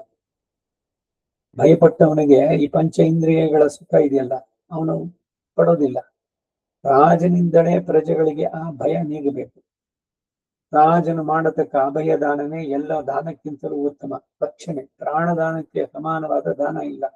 ಅಂತಹ ದಾನ ಮಾಡುವವನೇ ಇಂದ್ರ, ರಾಜನೇ ಯಮನು, ರಾಜನೇ ಧರ್ಮದೇವತೆ. ಹೀಗೆ ರಾಜನು ಅನೇಕ ರೂಪಗಳಿಂದ ಪ್ರಜೆಗಳನ್ನ ರಕ್ಷಿಸ್ತಾನೆ. ಹೆಚ್ಚಿಗೆ ಅರಸನಿಂದಲೇ ಇಹಪರ ಲೋಕಗಳೆಲ್ಲವೂ ಧರಿಸಲ್ಪಡುತ್ತೆ. ಈ ರಾಜನಾಗಿ ಯಾರು ಕೂತ್ಕೊಳ್ತಾನೋ ಅವನಿಗೆ ದೇವತೆಗಳ ಕೃಪೆಯಿಂದ ಆ ಅಂಶ ಎಲ್ಲ ಇರುತ್ತೆ. ಆ ತೇಜಸ್ಸು ಇದು ಎಲ್ಲ ಉಂಟಾಗಬೇಕು ಅಂದ್ರೆ ಅವನು ಧರ್ಮದಿಂದ ನಡೆಸುವಂತ, ಪ್ರಜೆಗಳನ್ನ ತನ್ನ ಮಕ್ಕಳಂತೆ ನೋಡಿಕೊಳ್ಳುವಂತ. ಆದರ್ಶ ರಾಜನಾಗಿದ್ದವನು ರಾಮ, ಮರ್ಯಾದಾ ಪುರುಷೋತ್ತಮ. ಅದಕ್ಕೆ ರಾಮೋ ರಾಮ ಇತಿ ಇದರಲ್ಲಿ ಫಲಶ್ರುತಿಯನ್ನ ಮಾಡಿ ಪಟ್ಟಾಭಿಷೇಕದಲ್ಲಿ ಎಲ್ಲರೂ ಅವರವರ ಧರ್ಮದಲ್ಲಿ ನೆಲೆಗೊಂಡಿದ್ದು. ಯಾರು ಧರ್ಮವನ್ನು ಅತಿಕ್ರಮಿಸಕ್ಕೆ ಹೋಗ್ತಾ ಇರಲಿಲ್ಲ. ಒಬ್ಬ ಕಳ್ಳ ಇಲ್ಲ, ಒಬ್ಳು ವೇಷೆ ಇಲ್ಲ, ಅಲ್ಲಿ ಒಂದು ಅಲ್ಪ ಆಯಸ್ಸಿನಲ್ಲಿ ಇದು ಇರಲಿಲ್ಲ. ಚಿಕ್ಕ ಮಕ್ಕಳಿಗೆ ಪ್ರೇತ ಕಾರ್ಯವನ್ನ ಹಿರಿಯರಾದವರು ಮಾಡುವಂತ ಸ್ಥಿತಿ ಇರಲಿಲ್ಲ. ಎಲ್ಲರೂ ಅವರವರ ಬಾಳಿನೊಂದಕ್ಕೆ ಪೂರ್ಣವಾದ ಆಯಸ್ಸಿನಲ್ಲಿ ಬಾಳಿ ಮಕ್ಕಳು ತಂದೆಗಳ ಅವೃದ್ಧತೆಗಳನ್ನ ನಡೆಸೋದು ಇದು ಸಹಜವಾದದ್ದು. ಅದಕ್ಕೆ ವಿರುದ್ಧವಾದ ಕೆಲಸಗಳು ಯಾವುದೂ ಆಗ್ತಾ ಇರಲಿಲ್ಲ. ಇದು ರಾಮರಾಜ್ಯದ ಕಲ್ಪನೆ.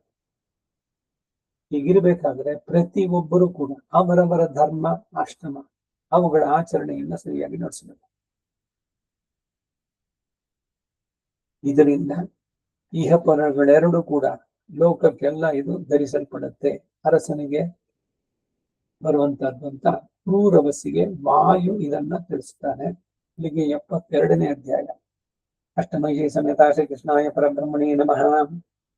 73ನೇ ಅಧ್ಯಾಯ. ರಾಜ ಪುರೋಹಿತನಿಗೆ ಇರಬೇಕಾದ ಲಕ್ಷಣಗಳನ್ನು ಕುರಿತು ಕ್ರೂರವಸ್ಸಿಗೂ ಕಶ್ಯಪನಿಗೊಂಡದ ಸಂವಾದವನ್ನ ಭೀಷ್ಮ ಯುಧಿಷ್ಠಿರನಿಗೆ ಮುಂದೆ ತಿಳಿಸಿದ್ರು. ಅಷ್ಟಮಹಿ ಸಮೇತ ಶ್ರೀ ಕೃಷ್ಣಾಯ ಪರಬ್ರಹ್ಮಣೇ ನಮಃ. ಮುಂದೆ ಯುಧಿಷ್ಠಿರನು ಕೇತಾತ, ಅರಸನು ಯಾವ ವರ್ಣವುಳ್ಳ ಮತ್ತು ಎಂತಹ ಗುಣವುಳ್ಳ ಬ್ರಾಹ್ಮಣರನ್ನ ಪೌರೋಹಿತ್ಯಕ್ಕೆ ನೇಮಿಸಬೇಕು, ಇದನ್ನು ತಿಳಿಸಬೇಕು ಅಂತ ಕೇಳಲು ಭೀಷ್ಮನು, ಕೆಂಪು, ಬಿಳುಪು ಅಥವಾ ಸುವರ್ಣ ಛಾಯೆಯುಳ್ಳವನು, ವ್ಯಾಧಿ ಇಲ್ಲದ ಸುಖದಿಂದ ಇರುವವನು, ಆಶಾ ಕ್ರೋಧಗಳಿಲ್ಲದ ಎಲ್ಲ ವಿಷಯಗಳಲ್ಲಿಯೂ ಇಂದ್ರಿಯಗಳನ್ನ ಜಯಿಸಿದವನು, ಜಿತೇಂದ್ರಿಯ, ಸಕಲ ಶಾಸ್ತ್ರಗಳನ್ನ ಕಲಿತ ಜ್ಞಾನಿಯೂ ಆದ ಬ್ರಾಹ್ಮಣನನ್ನೇ ರಾಜನು ಪುರೋಹಿತನನ್ನಾಗಿ ನೇಮಿಸಬೇಕು. ಸುಮ್ಮನೆ ಬರೀ ಬೈಬರ್ತು ಬ್ರಾಹ್ಮಣ ಅಂದ್ರೆ ಬ್ರಾಹ್ಮಣ್ಯ ಉಳಿಸ್ಕೊಳ್ತಿದ್ರೆ ಅವನು ಪತಿತ ದ್ವಿಜನಾಗ್ತಾನೆ. ಸುಮ್ಮನೆ ಬರೀ ಕ್ಲೈಮು ನಾವು ಬ್ರಾಹ್ಮಣರು ಅಷ್ಟೇನೆ. ಏನು ಬ್ರಾಹ್ಮಣರಿಂದ ಏನು ಉಳಿಸ್ಕೊಂಡಿದ್ದೀವಿ ನೀವು ಬ್ರಾಹ್ಮಣ್ಯವನ್ನು? ಅದಕ್ಕೆ ವಿಹಿತವಾದಂತಹ ಧರ್ಮಗಳೇನಿದೆ, ವರ್ಣಾಶ್ರಮ ಧರ್ಮಗಳು, ಅದರ ಆಚರಣೆ ನಡೀತಾ ಇದೆಯಾ? ಧರ್ಮಜ್ಞನು ಮಂತ್ರವಿದನು ಆದಂತಹ ಪುರೋಹಿತನು ಯಾವ ಅರಸನಲ್ಲಿ ಇರ್ತಾನೋ ಅವನಿಗೆ ಧರ್ಮ, ಅರ್ಥ, ಕಾಮಗಳೆಲ್ಲ ಸಿದ್ಧಿಸುತ್ತೆ. ಇವೆಲ್ಲ ಮೋಕ್ಷ ಬಂದ್ಬಿಟ್ಟು, ಮೋಕ್ಷ ಬೇಕಾದ್ರೆ ಮೋಕ್ಷ ಇತ್ತು ಜನಾರ್ದನ. ಸೊ ಧರ್ಮ, ಅರ್ಥ, ಕಾಮಗಳು ಸಿದ್ಧಿಸೋದು ಯಾರಿಗೆ? ಹೀಗೆಲ್ಲ ತಿಳಿದು ಜಿತೇಂದ್ರಿಯನಾಗಿದ್ದು ರಾಜನಿಗೆ ಧರ್ಮದ ಪರವಾಗಿರುವಂತಹ ಸಜೆಷನ್ನೇ ಕೊಟ್ಟು ಧರ್ಮದ ಮಾರ್ಗದಲ್ಲೇ ಅವನು ನಡೆಯುವಂತೆ ನಿಯೋಜಿಸುವಂತಹ ಬ್ರಾಹ್ಮಣನಿಗಿದು. ಇದರಲ್ಲಿ ಸಂದೇಹ ಇಲ್ಲ. ಈ ವಿಷಯದಲ್ಲಿ ಶುಕ್ರಾಚಾರ್ಯರು ನಿರೂಪಿಸಿರುವ ಒಂದು ಶ್ಲೋಕಾರ್ಥವನ್ನು ತಿಳಿಸ್ತೇನೆ ಕೇಳು. ಶುಕ್ರ ನೀತಿ ಅಂತ ಒಂದು ಗ್ರಂಥ, ಅದರಲ್ಲೂ ಕೂಡ ಎಲ್ಲ ತಿಳಿಸುತ್ತೆ, ಎಲ್ಲ ವರ್ಣಾಶ್ರಮ ಧರ್ಮಗಳು ಇರಲಿಲ್ಲ. ಶುಕ್ರಾಚಾರ್ಯ ಅಸುರರಿಗೆ ಗುರು ಅನ್ನೋದು ಒಂದಾದ್ರೂ ಕೂಡ ಅವನು ಬೃಹಸ್ಪತಿಯ ತಮ್ಮ, ಭೃಗು ವಂಶಜ, ಭಾರ್ಗವ ಅಂತ ನನಗೆ ಹೆಸರು. ಆ ಭೃಗು ಪತ್ನಿಯನ್ನ ಅವಳು ರಾಕ್ಷಸರಿಗೆ ಸಹಾಯಕಳಾಗಿ ನಿಂತಳು. ಅವರೆಲ್ಲ ದೇವತೆಗಳಿಂದ ಉಪ್ಪೆಲ್ಲ ತಾಳದೆ ಸೀದಾ ಹೋಗ್ಬಿಟ್ಟು ಭೃಗು ಪತ್ನಿಯನ್ನ, ಅಮ್ಮ ನೀನ್ ನನ್ನನ್ನು ರಕ್ಷಿಸ್ಬೇಕು ಅಂತ, ನಾವು ಅನ್ಯಾಯ ಮಾಡಿದ್ರು ಕೂಡ ಅದಕ್ಕೂ ನೀನೆ ರಕ್ಷಣೆ ಮಾಡು ಅಂತ. ಆ ರೀತಿ ಅವಳು ಯಾವಾಗ ಅವರಿಗೆ ರಕ್ಷಣೆಯನ್ನು ಕೊಟ್ಲೋ, ದೇವತೆಗಳೆಲ್ಲ ಭಗವಂತನಲ್ಲಿ ಪ್ರಾರ್ಥನೆ ಮಾಡಿದ್ರು. ಭಗವಂತ ಹೋಗಿ ಭೃಗುಪತ್ನಿಯನ್ನ ಕೊಲ್ತಾನೆ. ಮಾಡಿ ಸರಿನೋ, ಅವನು ಭೃಗುಪತ್ನಿ ಅಥವಾ ಸ್ತ್ರೀ ಅನ್ನೋದನ್ನ ನೋಡೋದಿಲ್ಲ. ಯಾವಾಗ ಅವರು ಅಧರ್ಮದಲ್ಲಿ ಇದು ಹೋಗ್ತಾರೋ, ಪ್ರವರ್ತರಾಗ್ತಾರೆ, ಅವರಿಗೆ ಪನಿಷ್ಮೆಂಟ್. ವಿಷ್ಣುವಿಗೆ ಯಾವ ದೋಷಕ್ಕೂ ಅದರಲ್ಲೇನಿಲ್ಲ. ಹೀಗೆ ಒಂದೊಂದು. ಈಗ ತ್ರಿಪುರಾಸುರರ ಪತ್ನಿಯರ, ತ್ರಿಪುರರ ಸತಿಯರ ವ್ರತವನ್ನಡಿಸಿದ ಪತಿಯೇ ಲಾಲಿ ಹೇಳೋದ್ರಲ್ಲಿ. ದಾನವ ಸತಿ ಮಾನಾಪಹರ ತ್ರಿಪುರ ವಿಜಯ ವಿಮರ್ಧನ ರೂಪ ಬುದ್ಧಜ್ಞಾಯ ಚ ಬೌದ್ಧ ನಮೋ ಹರಿ ಭಕ್ತಂತೆ ಪರಿಪಾಲಯಮ. ಬೌದ್ಧ ಅನ್ನೋದೇನು ಅಂತಂದ್ರೆ ಭಗವಂತನಿಗೆ ವಿರುದ್ಧವಾಗಿ ಹೇಳುವಂತಹದ್ದು. ಪ್ರತ್ಯಕ್ಷ ಒಂದೇ ನಂಬ್ತಾರೆ ಅವರು, ದೇವನನ್ನು ಒಪ್ಪಲ್ಲ, ವೇದವನ್ನು ಒಪ್ಪಲ್ಲ. ನಾನು ಪರ್ಸನಲ್ ನೋಡಿದ್ರೆ ಮಾತ್ರ ನಾನು ನಂಬ್ತೇನೆ ಅನ್ನೋದನ್ನ ಹೇಳುವಂತವ್ರು. ಈ ಮಾಡರ್ನ್ ಸೈನ್ಸ್ ಕೂಡ ಅದರಲ್ಲೇ ಸೇರೋಗುತ್ತೆ, ಪ್ರತ್ಯಕ್ಷದಲ್ಲಿ. ಹಾಗಾಗಿ ಅವ್ರೇನು ಅಂತಂದ್ರೆ, ಈ ನೀತಿ, ಈ ಧರ್ಮ, ಆ ಸ್ವರ್ಗ ಅದು ಸಿಗುತ್ತೆ, ಮುಂದಕ್ಕೆ ಉತ್ತಮವಾದ ಗತಿ ಸಿಗುತ್ತೆ, ಇದೆಲ್ಲ ನಂಬೇಡಿ. ಚಾರುನಾಥನು ಇದೇ ಕ್ಯಾಟಗರಿಗೆ ಸೇರೋನು. ಚೆನ್ನಾಗಿ ಮಾತಾಡ್ತಾನೆ. ಸಾಲ ಮಾಡಿಯೋ ತುಪ್ಪ ತಿನ್ನೋ, ಎಂಜಾಯ್ ಮಾಡುವ, ಆದ್ರೆ ಸಾಲ ತೀರ್ಸುವ, ಇಲ್ದಿದ್ರೆ ಬಿಡು, ನೀನ್ ಸತ್ ಮೇಲೆ ಏನ್ ಬೇಕಾದ್ರೆ ನಿಮ್ ಮಗನ ಹತ್ರ ಕೇಳ್ತಾನ, ಈ ತಾನೇ ಕೊಟ್ಟಿದ್ದು. ಮಗನಾದವನು ಬಂದ್ಬಿಟ್ಟು ನಿಮ್ಮಪ್ಪ ನನ್ನ ಹತ್ರ ಇಷ್ಟು ಸಾಲ ತಗೊಂಡಿದ್ದ ಅಂದ್ರೆ, ನಮ್ಮಪ್ಪನ ಕೇಳ್ಕೊಳ್ಳಿ ಅಂತಾನೆ. ಅವ್ರ ಅಪ್ಪ ಇದ್ರಿದಾನೆ. ಅದಕ್ಕಾಗಿ ಇದ್ದಾಗ ಸಾಲನಾರು ಮಾಡೋ, ಚೆನ್ನಾಗಿ ತುಪ್ಪ ತಿನ್ನು. ಋಣಂಕೃತ್ವ ಘೃತಂ ಪಿಬೇತ್. ಇದು ಚಾರು ವಾಕು, ಕೇಳೋದಕ್ಕೆ ಚೆನ್ನಾಗಿದೆ ಅಲ್ವಾ? ಹಾಗಾದ್ರೆ ಆ ರೀತಿ ಉಂಟಾ ಅಂತಂದ್ರೆ ಏನಿಲ್ಲ. ಸಾಲ ಮಾಡಿದವನು ಆಮೇಲೆ ಬಡ್ಡಿ ಸಮೇತ ತೀರಿಸ್ಬೇಕು, ಯಾವುದು ಏನು ಕಡಿಮೆ ಹೋಗುದಿಲ್ಲ. ಇದು ಸಿದ್ಧಾಂತ, ಅದು ಚಾರು ವಾಕು. ಹೀಗೆ ಧರ್ಮಕ್ಕೆ ವಿರುದ್ಧವಾದ ಕೆಲಸ ಮಾಡಿದವರನ್ನ ಭಗವಂತ ಶಿಕ್ಷಿಸಿದ್ದು ಉಂಟು. ಈ ಶುಕ್ರಾಚಾರ್ಯನ ಮಾತು ಬಂತು. ಅದಕ್ಕಾಗಿ ಇವನಿಗೆ ಯಾಕೆ ದೇವತೆಗಳ ಮೇಲೆ ಇದು ಅಂತಂದ್ರೆ, ಇವರೆಲ್ಲ ಅವನ ತಾಯಿಯನ್ನ ಕೊಲ್ಲೋದಕ್ಕೆ ಸಹಕರಿಸಿದ್ರು ಅಂತ ಅಂದ್ಬಿಟ್ಟು ಅವರ ಮೇಲೆ ಕೋಪ. ಅದಕ್ಕೆ ತಾನು ಅರಸರಿಗೆ ಒಡೆಯನಾಗ್ತೀನಿ ಅಂತ ಎಲ್ಲ ಕಥೆ ಎಲ್ಲ ಗೊತ್ತಲ್ಲ. ಒಂದು ಕಣ್ ಕಳ್ಕೊಂಡ, ಬಲಿಗೆ ವಿಷ್ಣು ಕೊಡ್ಬೇಡ ಅವನ ಮಾಯಾವಿ ಅಂತ ಅಂದ್ಬಿಟ್ಟು. ಹೀಗೆ ಆದ್ರೆ ಅವನು ಬರೆದಿದ್ದ ಒಂದು ಗ್ರಂಥ ಇದೆ, ಶುಕ್ರ ನೀತಿ. ಅದರಲ್ಲಿ ಒಂದು ಶ್ಲೋಕ, ಪುರೋಹಿತನಿಲ್ಲದ ಅರಸನ್ನು ತುಚ್ಛವಾದ ಎಂಜಲಿಗೆ ಸಮಾನಾಗ್ತಾನೆ ಅಂತಾರೆ. ಎಂಜಲು ಫ್ಯಾಕ್ಟ್ ಸುದ್ದಿರುತ್ತಲ್ಲ ಅದು. ಪುರೋಹಿತನಿಲ್ಲದಿದ್ದಾಗ ಅರಸನು ರಾಕ್ಷಸರು, ಅಸುರರು, ಪಿಶಾಚರು, ಸರ್ಪಗಳು, ಪಕ್ಷಿವರ್ಗಗಳು, ಶತ್ರುಗಳು ಇವೆಲ್ಲದರಿಂದ ಕೊಲಗಿಡ್ತಾನೆ ಅನ್ನೋದೇ ಈ ಶ್ಲೋಕದ ಅರ್ಥ. ಪುರೋಹಿತನಿಲ್ಲದ ಅರಸ ಕಡೆಗೀಗಾಗೋದು. ಈಗ ಸ್ವಲ್ಪ ಚರಿತ್ರೆಯನ್ನ ನೋಡಿ. ಬೇರೆ ಬೇರೆ ದೇಶಗಳು, ರೋಮನ್ ಎಂಪೈರು, ಗ್ರೀಕು, ಲ್ಯಾಟಿನು, ಮತ್ತೊಂದು ಇನ್ನೊಂದು, ಬ್ರಿಟಿಷು, ಎಲ್ಲರದ್ದು ಕೂಡ ಏನಾಯ್ತು ಕಡೆಗೆ? ಎಲ್ಲರೂ ಕೊಲ್ಲಲ್ಪಟ್ಟವರು. ಅತಿಯಾದಂತಹ ತಮ್ಮ ಸ್ವಂತ ಸುಖ ಒಂದನ್ನೇ ಬಿಟ್ಟು ಬೇರೆ ಏನನ್ನು ಬಯಸದಂತ ಅವರು ಎಂಡ್ ಏನಾಗುತ್ತೆ? ಈಗ ನೆಹರು ಫ್ಯಾಮಿಲಿ ಉದ್ದಕ್ಕೂ ನೋಡ್ಕೊಂಡ್ ಬನ್ನಿ, ಯಾರ್ಯಾರು ಏನೇನಾಯ್ತು, ಯಾಕೆ ಹಾಗಾಯ್ತು, ಇವ್ರ ಉದ್ದೇಶ ಏನಿತ್ತು, ಇವೆಲ್ಲ ರಾಜಕೀಯ ಬೇಡ ಜಾಸ್ತಿ ನಾವು ಹೋಗೋದು. ಆದ್ರೆ ರಿಪರ್ಕಷನ್ಸ್ ಏನು ಅಂತ ಬರೀ ದೇಶಕ್ಕೆ ಅಷ್ಟೇ ಅಲ್ಲ. ಈಗ ಇದರಲ್ಲಿ ಬ್ರಿಟಿಷ್ ಎಂಪೈರ್ನಲ್ಲಾಗ್ಲಿ ಅಥವಾ ಬೇರೆ ಬೇರೆ ಯಾವ್ಯಾವ್ದಿತ್ತು, ಗ್ರೀಕು, ಅಲೆಕ್ಸಾಂಡರ್, ಮತ್ತೊಬ್ಬ, ಎಲ್ರದ್ದು ಏನು ಅಂದ್ರೆ ಕೊಲೆಗೀಡಾದ್ರು ಕಡೆಗೆ. ಯಾಕೆ? ಲೋಭ, ಸ್ವಾರ್ಥ, ತನ್ನ ಸ್ವಂತ ಸುಖ ಮೇಲಾಯ್ತು ಬೇಡೋದಕ್ಕಿಂತ ಈ ತರದೆಲ್ಲ ಮಾಡಿದ್ರೆ ಖಂಡಿತ ಅವರುಗಳು ಹೀಗೆ ಕೊಲೆಗಿಡ್ತಾನೆ. ಇದು ಶುಕ್ರ ನೀತಿಯಲ್ಲಿ ಬಂದಂತ ಮಾತು. ಅಥರ್ವ ವೇದವನ್ನು ತಿಳಿದ ಬ್ರಾಹ್ಮಣನೇ ಯಾಗಗಳನ್ನು ಮಾಡುವಾಗಲೂ ರಾಜನಿಗೆ ಬ್ರಹ್ಮತ್ವವನ್ನ ವಹಿಸಬೇಕು.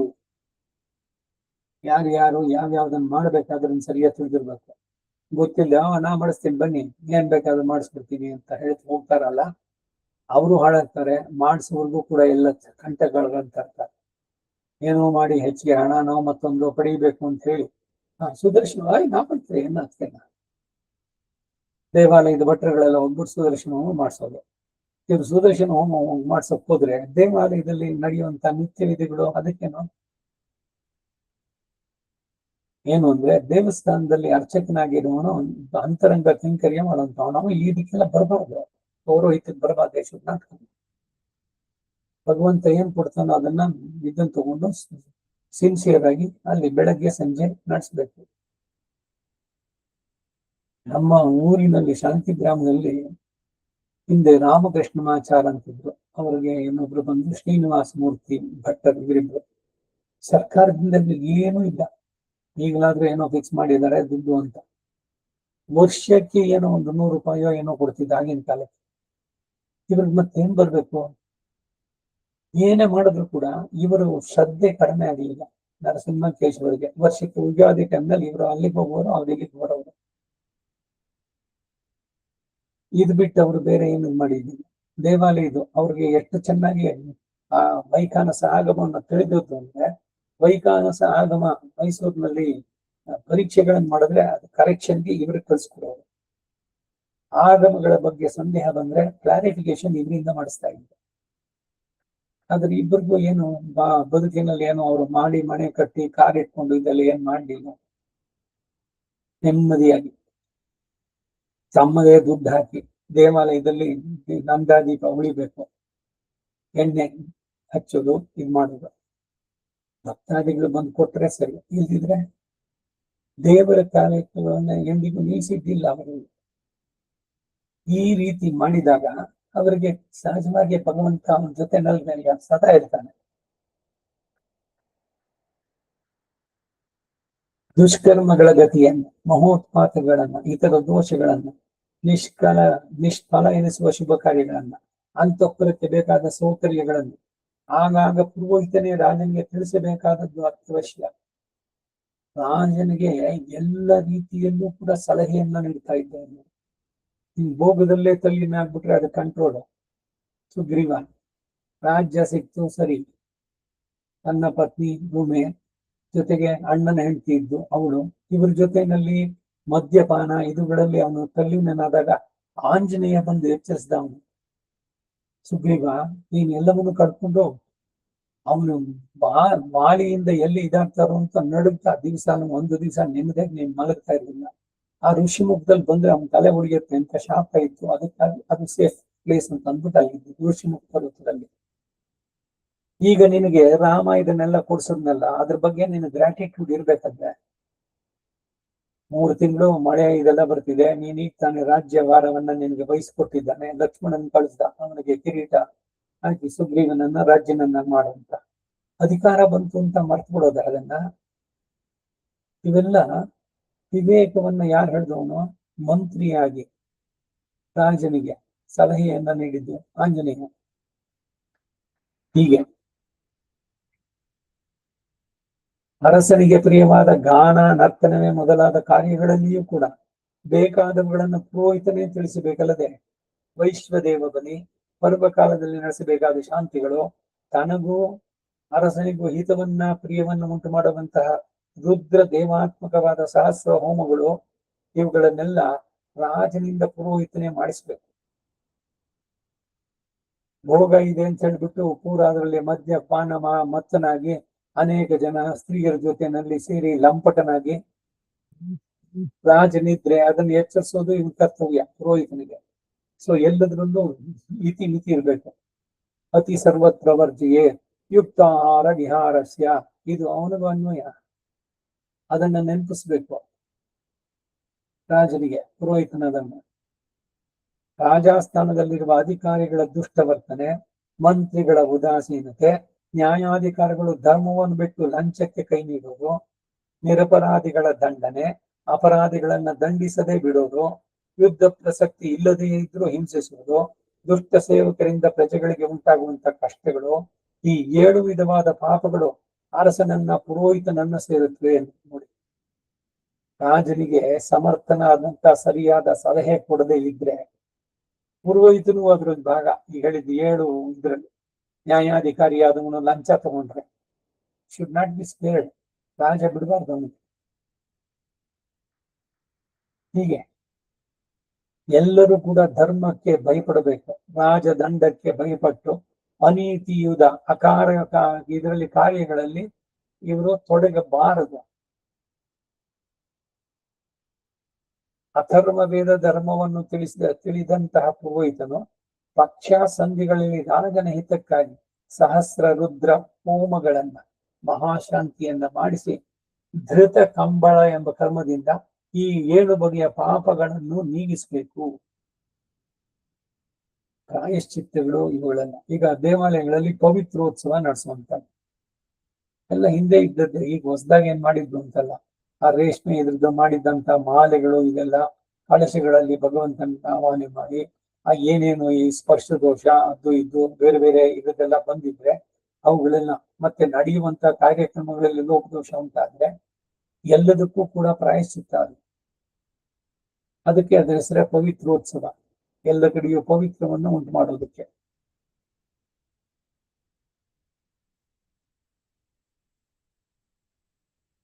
ಹೀಗೆ ಪ್ರಜಾಪಾಲನೆಯಲ್ಲಿ ಆಸಕ್ತನಾದ ಅರಸನು ತನ್ನ ಮಂತ್ರಿಗಳೊಡನೆಯೋ ಪುರೋಹಿತರೊಡನೆಯೋ ಉತ್ತಮವಾದ ಲೋಕವನ್ನು ಸೇರ್ತಾನೆ. ಇದೇ ಪೌರೋಹಿತ್ಯ ವಿಷಯವಾಗಿ ದೇವಗುರುವಾದ ಬೃಹಸ್ಪತಿಯು ಇಂದ್ರನಿಗೆ ಉಪದೇಶಿಸಿದ ಹಿತಕರವಾದ ಶ್ಲೋಕದ ಅರ್ಥಗಳನ್ನು ಕೇಳು. ಶುಕ್ರ ನೀತಿ ಆಯಿತು, ಬೃಹಸ್ಪತಿ ಸ್ಮೃತಿ. ಅದರಲ್ಲಿ ಅರಸನು ತನ್ನ ಕಷ್ಟಗಳನ್ನ ಪಾಪಗಳನ್ನ ನೀಗಿಸಿಕೊಳ್ಳಲು ನಡೆಸಬೇಕಾದ ಕಾರ್ಯಗಳು ಶಾಂತಿ ಕಾಯಿಸುತ್ತೆ. ತನಗೂ ತನ್ನ ರಾಜ್ಯಕ್ಕೂ ಕ್ಷೇಮ ಲಾಭಗಳನ್ನು ಉಂಟು ಮಾಡುವ ಕರ್ಮಗಳು ಪೌಷ್ಟಿಕಗಳು, ಪುಷ್ಟಿಯನ್ನು ಉಂಟು ಮಾಡುವಂತದ್ದು. ಶತ್ರು ನಿಗ್ರಹಕ್ಕೆ ಅನುಸರಿಸಬೇಕಾದ ಕರ್ಮಗಳು ಅಭಿಸಾರಾದಿಗಳು, ಆಭಿಚಾರಿಕ ಅಂತ ಏನ್ ಹೇಳ್ತೀವ, ಪ್ರಜೆಗಳ ರಕ್ಷಣೆಗಾಗಿ, ಇನ್ನು ಹಿಂಸೆ ಮಾಡಬೇಕು ಅಂತಲ್ಲ. ಈಗೇನು ಆಭಿಚಾರಕ ಕ್ರಿಯೆಗಳು ಅಂದ್ರೆ ಬರೀ ಮೋಸ ಮಾಡೋದು, ದ್ವೇಷ ಅವ್ರ ಮೇಲೆ ಸಾಧಿಸೋದು, ದ್ವೇಷ ಸಾಧಿಸೋದಕ್ಕೆ ಅವ್ರಿಗಿಲ್ಲದ ಎಲ್ಲ ತೊಂದರೆಗಳನ್ನು ಉಂಟು ಮಾಡೋದು ಅಂತ. ಆ ಉದ್ದೇಶಗಳಿಂದ ಏನಾದ್ರು ಮಾಟ ಮಂತ್ರ ಇದುಗಳನ್ನ ನಡೆಸಿದ್ರೆ ಮಾಟ ಮಾಡ್ತಾನಲ್ಲ ಅವನು ಯಾರನ್ನು ಪ್ರಯೋಜನೆ ಮಾಡಿದ್ನೋ ಇಬ್ರು ಕೂಡ ಸಫರ್ ಮಾಡ್ತಾರ. ಯಾರು ಭಗವಂತನ ಕಣ್ಣಿಂದ ವಂಚಿಸಿ ಹೋಗೋಕ್ಕಾಗೋದಿಲ್ಲ. ಅಧರ್ಮಕ್ಕೆ ಎಂದು ಜಯ ಆಗೋದಿಲ್ಲ. ಸತ್ಯಮೇವ ಜಯತೆ, ಧರ್ಮಮೇವ ಜಯತೆ. ಅಧರ್ಮದಲ್ಲಿ ಪ್ರಚೋದನೆ ಮಾಡಿದ್ರೆ ಮಾಡುವಂತವನು ಮಾಡೋದಕ್ಕೆ ಪ್ರಚೋದನೆ ಕೊಟ್ಟವನು ಇಬ್ಬರಿಗೂ ಕೂಡ ದೇ ವಿಲ್ ಬಿ ಪನಿಷ್ಡ್. ನ್ಯಾಯ ಶಾಸ್ತ್ರದಲ್ಲಿ ಏನಿದೆ ಅಂದ್ರೆ, ಈಗ ಒಬ್ಬ ಕೊಲೆ ಮಾಡಿದವನಿಗಿಂತ ಕೊಲೆಗೆ ಪ್ರಚೋದನೆ ಮಾಡ್ತಾನೆ ಇನ್ಸ್ಟಿಗೇಟರ್, ಅವನಿಗೆ ಸಿವಿಯರ್ ಪನಿಷ್ಮೆಂಟ್ ಕೊಡಬೇಕು ಅಂತ. ಹೀಗೆ ಬೃಹಸ್ಪತಿ ಸ್ಮೃತಿಯಿಂದ ಬಂದಂತಹದ್ದು ಶಾಂತಿಕಗಳು, ಪೌಷ್ಟಿಕಗಳು, ಶತ್ರು ನಿಗ್ರಹಕ್ಕೆ ಅನುಸರಿಸಬೇಕಾದ ಕರ್ಮ ಅಭಿಸಾರಾದಿಗಳು. ಈ 3 ಕರ್ಮಗಳು ತಕ್ಕ ವಿಧಿಗಳು ಋಗ್ಯಜು ಸಾಮ ವೇದಗಳಲ್ಲಿ ನಿರೂಪಿಸಿಲ್ಲವಾದ್ದರಿಂದ ಯಾಗಾದಿಗಳ ಅಭಿವೃದ್ಧಿಯಲ್ಲಿ ಕಣ್ಣುಳ್ಳವನು ಮಹಾಜ್ಞಾನಿಯೂ ಬ್ರಹ್ಮಜ್ಞನೂ ಆದಂತಹ ಯಾಜ್ಞವಲ್ಕ್ಯನೇ ದೇವದೇವನಾದ ಬ್ರಹ್ಮದೇವನ ಅಭಿಪ್ರಾಯಕ್ಕೆ ಅನುಸಾರವಾಗಿ ಈ 3 ವೇದಗಳನ್ನು ಶಿಕ್ಷಿಸಿದ್ದಾನೆ. ಆದ್ದರಿಂದ ಋಗ್ವೇದ, ಸಾಮವೇದ, ಯಜುರ್ವೇದಗಳನ್ನು ಕಲಿತ ಬ್ರಾಹ್ಮಣರನ್ನು ಮಾತ್ರವೇ ಅರಸನು ಪೌರೋಹಿತ್ಯಕ್ಕೆ ನೇಮಿಸಬಾರದು. ಬರೀ ವೇದ ಕಲಿತ ಪ್ರಯೋಜನ ಇಲ್ಲ. ನಮ್ ಗುರುಗಳು ಹೇಳ್ತಾ ಇದ್ರು, ಈಗ ಯಾರ್ದಾರು ಒಂದು ಪೂರ್ಣವಾಗಿ ಆಗ್ಬೇಕು ಅಂತಂದ್ರೆ ವರದಾಸನ ಹೇಳ್ತಾ ಇದ್ದಿದ್ದು ಅವ್ರಿಗೊಂದು ವಾಕ್ಸಿದ್ಧಿ ಇರ್ಬೇಕು. ಅದಕ್ಕೇನಂದ್ರೆ ನಿತ್ಯ ಪಾರಾಯಣಗಳು, ಈ ವರ್ಣಾಶ್ರಮದ ಹಣ್ಣುಗಳು ಚಾಚು ತಪ್ಪದೆ ನಡೆಸುವಂತದ್ದು, ವೇದದ ಹಿನ್ನೆಲೆಯಲ್ಲಿ ಆಯಾಯ ಕರ್ಮಗಳು, ಇವೇನೇನು ಶಾಂತಿಗಳು ಮತ್ತೊಂದು ಏನ್ ಪ್ರಪೋಸ್ ಮಾಡ್ತಾರೆ ಅದು ಯಾರಿಗೆ ತೊಂದರೆ ಆಗಿತ್ತೋ ಅವರಿಗೆ ಗುಣವಾಗೋದ್ರ ಜೊತೆಗೆ ಯಜಮಾನನನ್ನು ಕಾಪಾಡುತ್ತೆ. ಯಾರು ಸಜೆಸ್ಟ್ ಮಾಡಿದ್ರು ಅವ್ರನ್ನು ಕೂಡ. ಋಗ್ವೇದಿಯು ಪುರೋಹಿತನಾಗುವುದರಿಂದ ರಾಜ್ಯಕ್ಕೆ ನಾಶ ಉಂಟು, ಸಾಮವೇದಿಯಿಂದ ಅರಸನಿಗೆ ನಾಶ ಉಂಟಾಗುವುದಲ್ಲದೆ ಯಜುರ್ವೇದಿಯ ಪೌರೋಹಿತ್ಯದಿಂದ ಸೇನಾದಿಗಳೆಲ್ಲ ನಾಶ ಹೊಂದುತ್ತೆ ಅಂತ ತಿಳಿಬೇಕು. ಬರೀ ವೇದದಲ್ಲಿ ಹೇಳಿದ ಒಂಚೂರು ಪ್ರಕ್ರಿಯೆ ಅಲ್ಲ, ಅದ್ರ ಜೊತೆಗೆ ಇದಕ್ಕೆ ಹೇಳೋದು ಏನು, ಸಾರದಡುಗೆಯ ವಿಚಾರದೊಳಗೆಯಲ್ಲಿ ಮಾಡು. ಲೋಕಹಿತ ಅನ್ನೋದು ಪ್ರಧಾನವಾಗಬೇಕು. ಯಾವುದ್ರಲ್ಲೋ ಏನೋ ಪ್ರಕ್ರಿಯೆ ಇದೆ, ಅದರಿಂದ ಅನೇಕರಿಗೆ ಅದರಿಂದ ಇನ್ಕನ್ವೀನಿಯನ್ಸ್ ಮತ್ತೊಂದಾಗತ್ತೆ ಅಂತ ನಡೆಸಬಾರ್ದು. ಇದಕ್ಕೊಂದು ಉದಾಹರಣೆ ಈ ಹಳ್ಳಿಗಳಲ್ಲಿ ಹೋಗಿ ಇವಾಗ ಬೇರೆ ಬೇರೆ ಕಡೆಗಳಲ್ಲೂ ನಡೆಯೋದು. ಬಿಲ್ಡಿಂಗ್ ಅಥವಾ ಇನ್ನೊಂದು ಶಾಂತಿಗ್ರಾಮ ಬೇರೆ ಊರು, ಅಲ್ಲಿ ಎಲ್ರು ಪಾಪ 1 ಗಂಟೆಗೆ ತದಿಯಾರಾಧನೆ ಆಗುತ್ತೆ ಅಂತ ಕಾಯ್ತಾ ಇದ್ದಾರೆ. ಅಲ್ಲಿ ಯಾರೋ ಏನು ಧರ್ಮದರ್ಶಿನೋ ಇಲ್ಲ ಕನ್ವೀನರು ಯಾರಿದಾರೋ ಅಲ್ಲಿ ಅವ್ರು ಬರ್ಬೇಕು. ಅವ್ರು ಬಂದ ಮೇಲೇನೆ ಮಂಗಳಾರತಿ ಶಾತ್ಮರೆ ಸರಿ. ಅವ್ರೆಲ್ಲೋ ಬೇರೆ ಊರ್ಗೋ ಇನ್ಯಾವುದೋ ಅವ್ರ ಪರ್ಸನಲ್ ಕೆಲ್ಸಕ್ಕೆ ಹೋಗಿದ್ದಾರೆ. ಅವ್ರು ಬರ್ದೆ ಇಲ್ಲಿ ನಡ್ಸೋಂಗಿಲ್ಲ. ಅದಕ್ಕೆ ಇವ್ರು ಕಾಯ್ತಾ ಇರೋದು 2 ಗಂಟೆ 3 ಗಂಟೆ ಕಾಲ. ಹಾಗೆ ಈ ಕಡೆ 3:15 4 ಗಂಟೆಗೆ ಊಟ ಹಾಕೋದು. ಹಸಿದುವಾದಂತ ಬ್ರಾಹ್ಮಣರಿಗೆ ಈ ಯಾವುದೋ ಕಾರಣಗಳಿಂದ ನಿಧಾನ ಮಾಡಿದ್ರೆ ಅದು ಭಾಗವತ ಅಪಚಾರಕ್ಕೆ ಆಗತ್ತೆ. ಅದಕ್ಕೆ ಪ್ರೇರಕನಾದವನು ಅಥವಾ ಪ್ರಚೋದಿಸಿದನೋ ಅಥವಾ ಇದು ನಮ್ಮ ಪ್ರೊಸೀಜರ್, ನಮ್ಮೂರಿನಲ್ಲಿ ಹಿಂಗೆ ನಡೆಯೋದು ಅಂತಂದ್ರೆ ಇವೆಲ್ಲ ವಿರುದ್ಧವಾದಂತ ಕೆಲಸಗಳಾಗತ್ತೆ. ಈಗ ದೇವಾಲಯದಲ್ಲಿ ನಡೆಯುವಂತದ್ದು, ನಾವು ಬಹಳ ಹಿಂದೆ ಯಾವ್ದೋ ಒಂದು ಊರಿಗೆ ಹೋಗಿದ್ವಿ, ಸುದ್ದನಹಳ್ಳಿ ಅಂತ ಕಾಣಿಸುತ್ತೆ, ನರಸಿಂಹರದ ಇದು ಗರುಡನ ಉತ್ಸವ ಹೋದ್ವಿ. ಬೆಳಗ್ಗೆ ವೇದ ಪಾರಾಯಣ ಎಲ್ಲ ಆಯ್ತು, ಮಧ್ಯಾಹ್ನ ಊಟನೂ ಆಯ್ತು. ಮತ್ತೆ ಉತ್ಸವ ಯಾವಾಗ ಅಂತಂದ್ರೆ 2:15 3 ಗಂಟೆಗೆ ಬಂದು ಅವ್ರು ಅಡ್ಡೆ ಕಟ್ತಾ ಇದ್ದಾರೆ. 3 ಗಂಟೆಗೋ 4 ಗಂಟೆಗೋ, ಆಮೇಲೆ 5:05 ಊಟ ಆಗಿರ್ಲಿಲ್ಲ, 5:45 ಊಟ ಆಗುತ್ತೆ. ನಾನ್ ಕೇಳಿದೆ ಅಲ್ಲಿ ಅವ್ರಿಗೆ, ಯಾಕೆ ಇಷ್ಟು ತರ ಬೆಳಗ್ಗಿನ ಬೇಗನೆ ಶುರು ಮಾಡಿ ಉತ್ಸವ ಎಲ್ಲ ಮಾಡಿ 1 ಗಂಟೆ ಹೊತ್ತು ಶಾತಮರೆ ಮಾಡಿ ಊಟ ಮಾಡಿ, ಇಲ್ಲಿ ರೀತಿನೇ ಹಾಗಾಗ್ಬಿಟ್ಟಿದೆ. ಅವ್ರು ಬರೋದೇ 2-3 ಗಂಟೆ 3 ಗಂಟೆಗೆ ಬರ್ತಾರೆ. ಅವ್ರು ಬಂದಿದ್ರೆ ಬೇರೆ ಅವ್ರನ್ನ ಅಡ್ಡೆ ಕಟ್ಟ ಮಾಡೋಕ್ ಆಗೋದಿಲ್ಲ. ಇದೇನಿದು ನಮ್ಮೂರ್ನಲ್ಲಿ ಹಿಂಗೇನೆ, ಅರ್ಥವಿಲ್ಲ ಇದು, ಇಟ್ಸ್ ಮೀನಿಂಗ್ಲೆಸ್. ಹೊರಗ ಕಡೆಯಿಂದ ಬಂದಿದ್ದಾರೆ, ವಯಸ್ಸಾದವರು ಇವ್ರಿಗೆ ಇರ್ತಾರೆ, ಅವ್ರಿಗೆ ಸಮಯಕ್ಕೆ ಸರಿಯಾಗಿ ಭಗವಂತನ ಪ್ರಸಾದ ಕೊಡಬಾರ್ದೆ. ಇದು ಭಾಗವತ ಉಪಚಾರ ಅಲ್ವೇ? 5:45 6 ಗಂಟೆಗೂ ಮಾಡ್ತೀನಿ ಅಂದ್ರೆ ಸರಿನೇ. ಈ ರಾತ್ರಿ ಉತ್ಸವಗಳು 12:30 1 ಗಂಟೆ 2 ಗಂಟೆಗೆ 2 ಗಂಟೆಗೆ ಶಾತಮರೆ ಮಾಡಿ ಏನ್ ಪುಳಿಯೋಗರೆ ಮಾಡಿಸಿ ಎಲ್ರಿಗೂ ರಾತ್ರಿ 3 ಗಂಟೆ ಕುತ್ಕೊಂಡು ಪುಳಿಯೋಗರೆ ಯಾಕೆ ತಿಂತಾರೆ ತಿಂದು? ಏನಾದ್ರು ವಿವೇಕ ಇದೆಯಾ? ಈಗ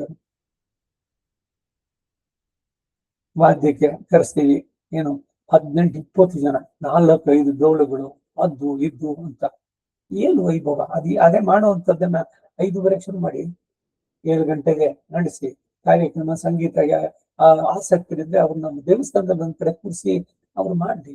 ಮಿಕ್ಕಿದ್ದು ದೇವಾಲಯದ ಕಾರ್ಯಕ್ರಮಗಳು ನಡೀಲಿ. 7:30 8 ಗಂಟೆಗೆ ಶಾತಮರೆ ಮಾಡಿ ಯಾರ್ಯಾರು ವಯಸ್ಸಾದವರು ಅವ್ರಿಗೆ ಉಪಹಾರನೋ ಏನು ಕೊಟ್ಟವರು ಮನಕ್ಕೆ. ಇನ್ನು ಸಂಗೀತದಲ್ಲಿ ಆಸಕ್ತಿ ಇರುವವರು ನಾದಸ್ವರದಲ್ಲಿ ಕೂತ್ಕೊಂಡು ಕೇಳಲಿ 12 ಗಂಟೆ 1 ಗಂಟೆ ತನಕ. ಬೇರೆ ಎಲ್ರಿಗೂ ಸಮಸ್ತರಿಗೂ ಈ ಇನ್ಕನ್ವೀನಿಯನ್ಸ್. ಮನೆಯಲ್ಲಿ ಅಥವಾ ಅವರದ್ದು ರಸ್ತೆನಲ್ಲಿ ಅಲ್ಲೇ ಜಂಪಾನ ಹಾಕಿ ಕೂರಿಸ್ಕೊಳ್ಳೋದು. ಆ ಓಡಾಡೋರ್ಗೆಲ್ಲ ಏನ್ ಮಾಡ್ಬೇಕು?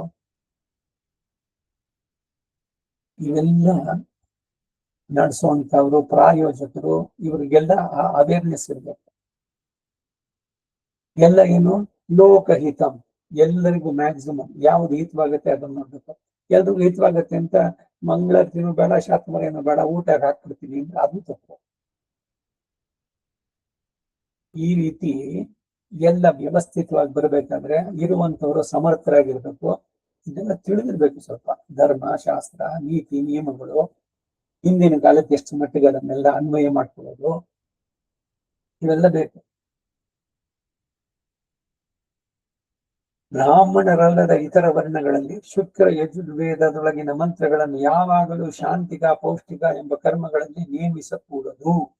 ಶುಕ್ರ ಯಜುರ್ವೇದದಲ್ಲಿ ಬ್ರಹ್ಮ ಕ್ಷತ್ರಿಯರಿಬ್ಬರು 4 ವೇದಗಳನ್ನು ಕಲಿಯುವುದು ಶಾಸ್ತ್ರ ವಿರುದ್ಧವಲ್ಲ ಎಂದು ಬ್ರಾಹ್ಮಣರಿಂದಲೇ ಹೇಳಲ್ಪಟ್ಟಿರುವುದಾದ್ರೂ ಕೂಡ ಈ ವೇದಗಳನ್ನು ಕಲಿತ ಬ್ರಾಹ್ಮಣನೊಬ್ಬನಲ್ಲದೆ ಇತರರು ಪೌರೋಹಿತ್ಯಕ್ಕೆ ಅರ್ಹರಲ್ಲ. ಜಾತಿ ಮಾತ್ರದಿಂದ ಕ್ಷತ್ರಿಯನಾಗುವುದಿಲ್ಲ. ಜನರ ಕಷ್ಟವನ್ನ ತಪ್ಪಿಸಿ ರಕ್ಷಣೆ ಮಾಡುವವನು ಚತುರ್ವರ್ಣಗಳಿಂದ ಹೊರಗಿದ್ದರೂ ಕೂಡ ಅವನೇ ಕ್ಷತ್ರಿಯ ಎನಿಸ್ತಾನೆ. ಜನರ ರಕ್ಷಣೆ, ಪ್ರಜಾರಕ್ಷಣೆ ಕ್ಷತ್ರಿಯನಾಗಿ. ಷಟ್ಕರ್ಮ ನಿರತ ಬ್ರಾಹ್ಮಣ ಅಧ್ಯಯನ ಅಧ್ಯಾಪನ ಯಜನ ಯಾಜನ ದಾನ ಪ್ರತಿಗ್ರಹ. ಇದು ಬ್ರಾಹ್ಮಣನಿಗೆ 6 ಕರ್ಮಗಳು. ಇದರಲ್ಲಿ 3 ಕರ್ಮಗಳು ಮೊಟಕಾಗುತ್ತೆ ಕ್ಷತ್ರಿಯನಿಗೆ. ಅವನು ಅಧ್ಯಯನ ಮಾಡಬಹುದು, ಅಧ್ಯಾಪನ ಹೇಳ್ಕೊಡೋದಿಲ್ಲ ಅವನು. ಹಾಗೆ ಯಜ್ಞವನ್ನ ತಾನು ಮಾಡಬಹುದು ಕ್ಷತ್ರಿಯನಾಗಿ, ಆದರೆ ತಾನು ಹೋಗಿ ನಿಂತು ಪುರೋಹಿತನಾಗಿ ಯಾಜ್ಞವನ್ನ ನಡೆಸಬಾರ್ದು ಕ್ಷತ್ರಿಯ. ದಾನವನ್ನ ಕೊಡಬೇಕೆ ಹೊರತು ಪ್ರತಿಗ್ರಹ ಕ್ಷತ್ರಿಯನಿಗೆ ಇಲ್ಲ. ಇನ್ನು ಮುಂದಿನ ವರ್ಗಕ್ಕೆ ಹೋಗ್ಬೇಕಾದ್ರೆ ಇನ್ನೂ ಇದು ಕಡಿಮೆ ಆಗ್ತಾ ಹೋಗುತ್ತೆ. ಇದು ಧರ್ಮ, ಒಂದೊಂದು ವರ್ಣ ಆಶ್ರಮ ಧರ್ಮಗಳಲ್ಲಿ ಬರಬೇಕಾಗಿದೆ. ಅಥರ್ವ ವೇದವನ್ನ ಅನುಸರಿಸಿ ಮಾಡುವ ಮಂತ್ರ ಕರ್ಮಗಳೆಲ್ಲ ಪುರೋಹಿತನಿಗೆ ಸೇರಿದ್ದು ಎಂದು ವಿಧಿಸಲ್ಪಟ್ಟಿದೆ. ತ್ರೇತಾಗ್ನಿ, ಗೃಹ್ಯಾಗ್ನಿಗಳಿಂದ ಮಾಡತಕ್ಕ ಕರ್ಮಗಳೆಲ್ಲವೂ ಬ್ರಾಹ್ಮಣರೇ ಮೊದಲಾದ ಮೂರ್ಣ ವರ್ಣದವರಿಗೂ ಸಮವಾಗಿ ವಿಧಿಸಲ್ಪಟ್ಟಿದೆ. ರಾಜಧರ್ಮದಲ್ಲಿರುವಂತಹ ಹಿತಕ್ಕಾಗಿ, ರಾಜಧರ್ಮದಲ್ಲಿ ಇರುವವರ ಹಿತಕ್ಕಾಗಿ ಶಾಂತಿಕ, ಪೌಷ್ಟಿಕ, ಅಭಿಸಾರ ಎಂಬ 3 ಕರ್ಮಗಳನ್ನ ಮಾಡಿಸಬೇಕು.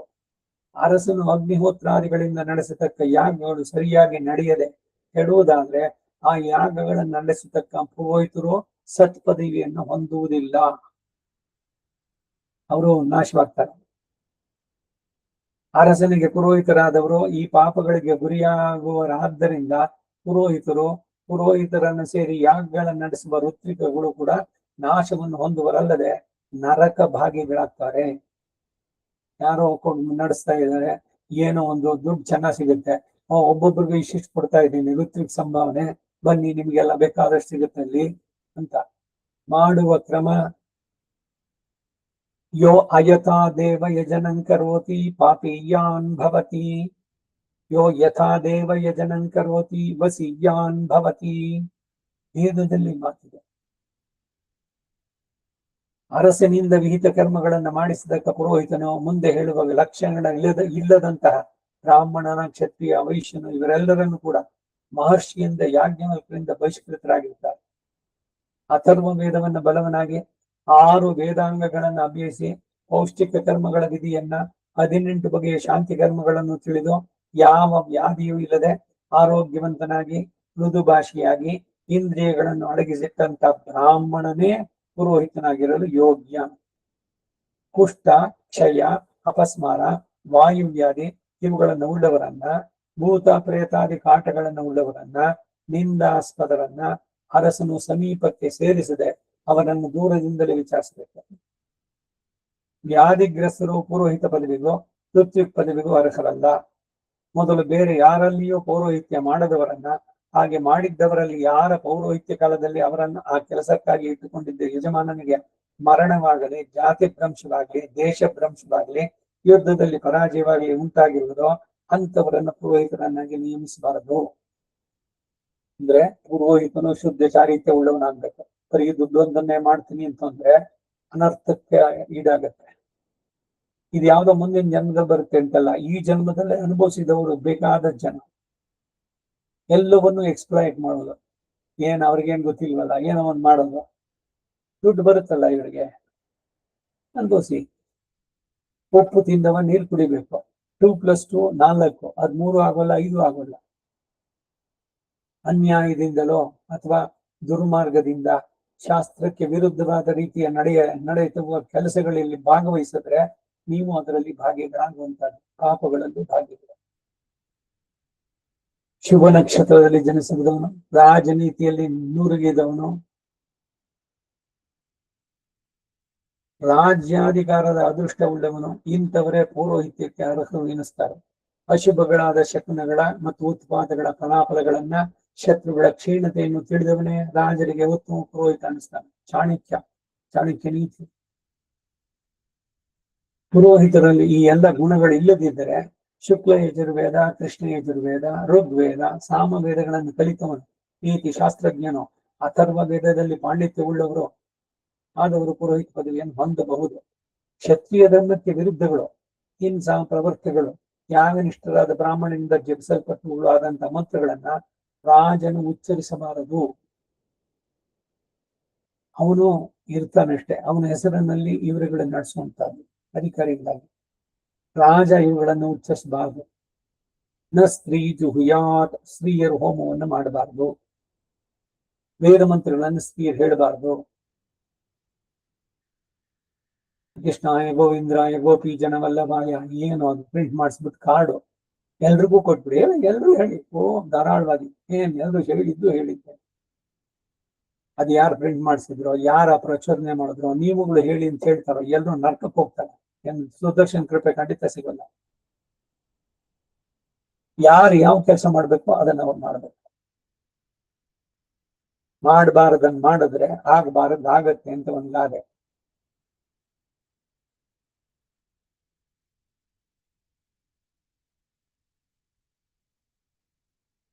ಪ್ರಜೆಗಳ ಗುಣವು ಪುರೋಹಿತರ ಗುಣವು ಒಂದನ್ನ ಒಂದು ಅನುಸರಿಸುತ್ತೆ. ಅರಸನು ಸದ್ಗುಣಿಯಾದರೆ ಪ್ರಜೆಗಳು ಸುಖಿಯಾಗ್ತಾರೆ. ಅರಸನು ಪುರೋಹಿತನು ಏಕಭಾವದಿಂದ ಅನ್ಯೋನ್ಯ ವಿಶ್ವಾಸಾರ್ಥರಾಗಿ ತಪಸ್ವಿಗಳಾಗಿ ಧರ್ಮ ನೇತರಾಗಿದ್ದಾಗಲೇ ಪ್ರಜೆಗಳು ದೇವತೆಗಳು ಪಿತೃಗಳು ತೃಪ್ತರಾಗುವುದಲ್ಲದೆ ಅವರ ಸಂತಾನವು ಅಭಿವೃದ್ಧಿ ಹೊಂದುತ್ತೆ. ಬ್ರಾಹ್ಮಣ ವರ್ಣದ ಪುರೋಹಿತನು ಕ್ಷತ್ರಿಯ ಕುಲದ ಅರಸನು ಒಬ್ಬರಿಗೊಬ್ಬರು ಗೌರವ ಬುದ್ಧಿ ಇರುವುದಾದ್ರೆ ಪ್ರಜೆಗಳು ಕ್ಷಮದಿಂದಿರ್ತಾರೆ. ಅವರಲ್ಲಿಯೇ ಮಾತ್ಸರ್ಯ ಉಂಟಾದರೆ ಪ್ರಜೆಗಳು ಕಷ್ಟಕ್ಕೆ ಗುರಿಯಾಗುವುದಲ್ಲದೆ ಕೊನೆಗೆ ನಶಿಸುವುದರಲ್ಲೂ ಸಂದೇಹ ಇಲ್ಲ. ಎಲ್ಲಾ ಪ್ರಜೆಗಳ ಕ್ಷೇಮಕ್ಕೆ ಬ್ರಾಹ್ಮಣ ಕ್ಷತ್ರಿಯರೇ ಆಧಾರ ಅಂತ ಹೇಳ್ತಾರೆ. ಯುಧಿಷ್ಠಿರ ಈ ವಿಷಯದಲ್ಲಿ ಐಲನಿಗೂ ಪುರೂರವಸ್ಸು ಇಲ್ಲ ಅಂತಂದ್ಬಿಟ್ಟು ಅಲ್ಲಿಂದ ಅವನು ಬರೆದವನು. ಕಶ್ಯಪನಿಗೂ ನಡೆದ ಒಂದು ಸಂಭಾಷಣೆಯನ್ನ ನೀನು ಅವಶ್ಯವಾಗಿ ತಿಳಿದುಕೊಳ್ಬೇಕು ಅಂತ. ಈ ಅಧ್ಯಾಯ ಇನ್ನು ಮುಗಿದಿಲ್ಲ, ಈ ಜಾಗದಲ್ಲಿ ನಿಲ್ಸ್ಕೊಂಡಿರೋಣ, ನಾಳೆ ದಿವಸ ಮುಂದುವರ್ಸೋಣ. ಕವಿತಾರ್ಕಿಕ ಸಿಂಹಾಯ ಕಲ್ಯಾಣ ಗುಣಶಾಲಿನೇ ಶ್ರೀಮತೆ ವೆಂಕಟೇಶಾಯ ವೇದಾಂತ ಗುರುವೇ ನಮಃ. ವಸುದೇವ ಸುತಂ ದೇವಂ ಕಂಸಚಾಣೂರಮರ್ದನಂ ದೇವಕೀ ಪರಮಾನಂದಂ ಕೃಷ್ಣಂ ವಂದೇ ಜಗದ್ಗುರುಂ. ರಾಜಧರ್ಮಗಳು ಪೌರೋಹಿತ್ಯದ ಧರ್ಮ ಒಬ್ಬೊಬ್ಬರದು ಕೂಡ ಹೇಳ್ತಾರೆ, ಸಮಸ್ತವೂ ಕೂಡ ಬರುವಂತ ಅನುಶಾಸನಿಕ ಪರ್ವಣಿ ಅಂತ ಹೇಳಿದ್ವಿ. ಅನುಶಾಸನ ಏತದನುಶಾಸನ ಇಟ್ಸ್ ಎನ್ ಆರ್ಡರ್. ಆ ರೀತಿನೇ ನಡೆಯಬೇಕು. ಆ ರೀತಿ ನಡೆದಿದ್ರೆ ಅದಕ್ಕೆ ವಿರುದ್ಧವಾಗುವಂತದ್ದಾಗುತ್ತೆ. ಏನು ಅನ್ನೋದನ್ನ ನಾಳೆ ದಿವಸ ನೋಡೋಣ. ಕವಿತಾರ್ಕಿಕ ಸಿಂಹಾಯ ಕಲ್ಯಾಣ ಗುಣಶಾಲಿನೇ ಶ್ರೀಮತೆ ವೆಂಕಟೇಶಾಯ ವೇದಾಂತ ಗುರವೇ ನಮಃ. ಆದಿತ್ಯ ಶಿರೋಭಂಗ ಪಂಚಾನ ಪರಾಕ್ರಮ ಶ್ರೀಮಾನ್ ವೆಂಕಟನಾಥಾರ್ಯ ಸ್ಥಿರಂ ವಿಜಯತಾಂ ಭವಿ. ಶ್ರೀಮತೆ ನಿಗಮಾಂತ ಮಹಾದೇಶಿಕಾಯ ನಮಃ. ಸರ್ವಂ ಶ್ರೀ ವಾಸುದೇವಾರ್ಪಣಮಸ್ತು.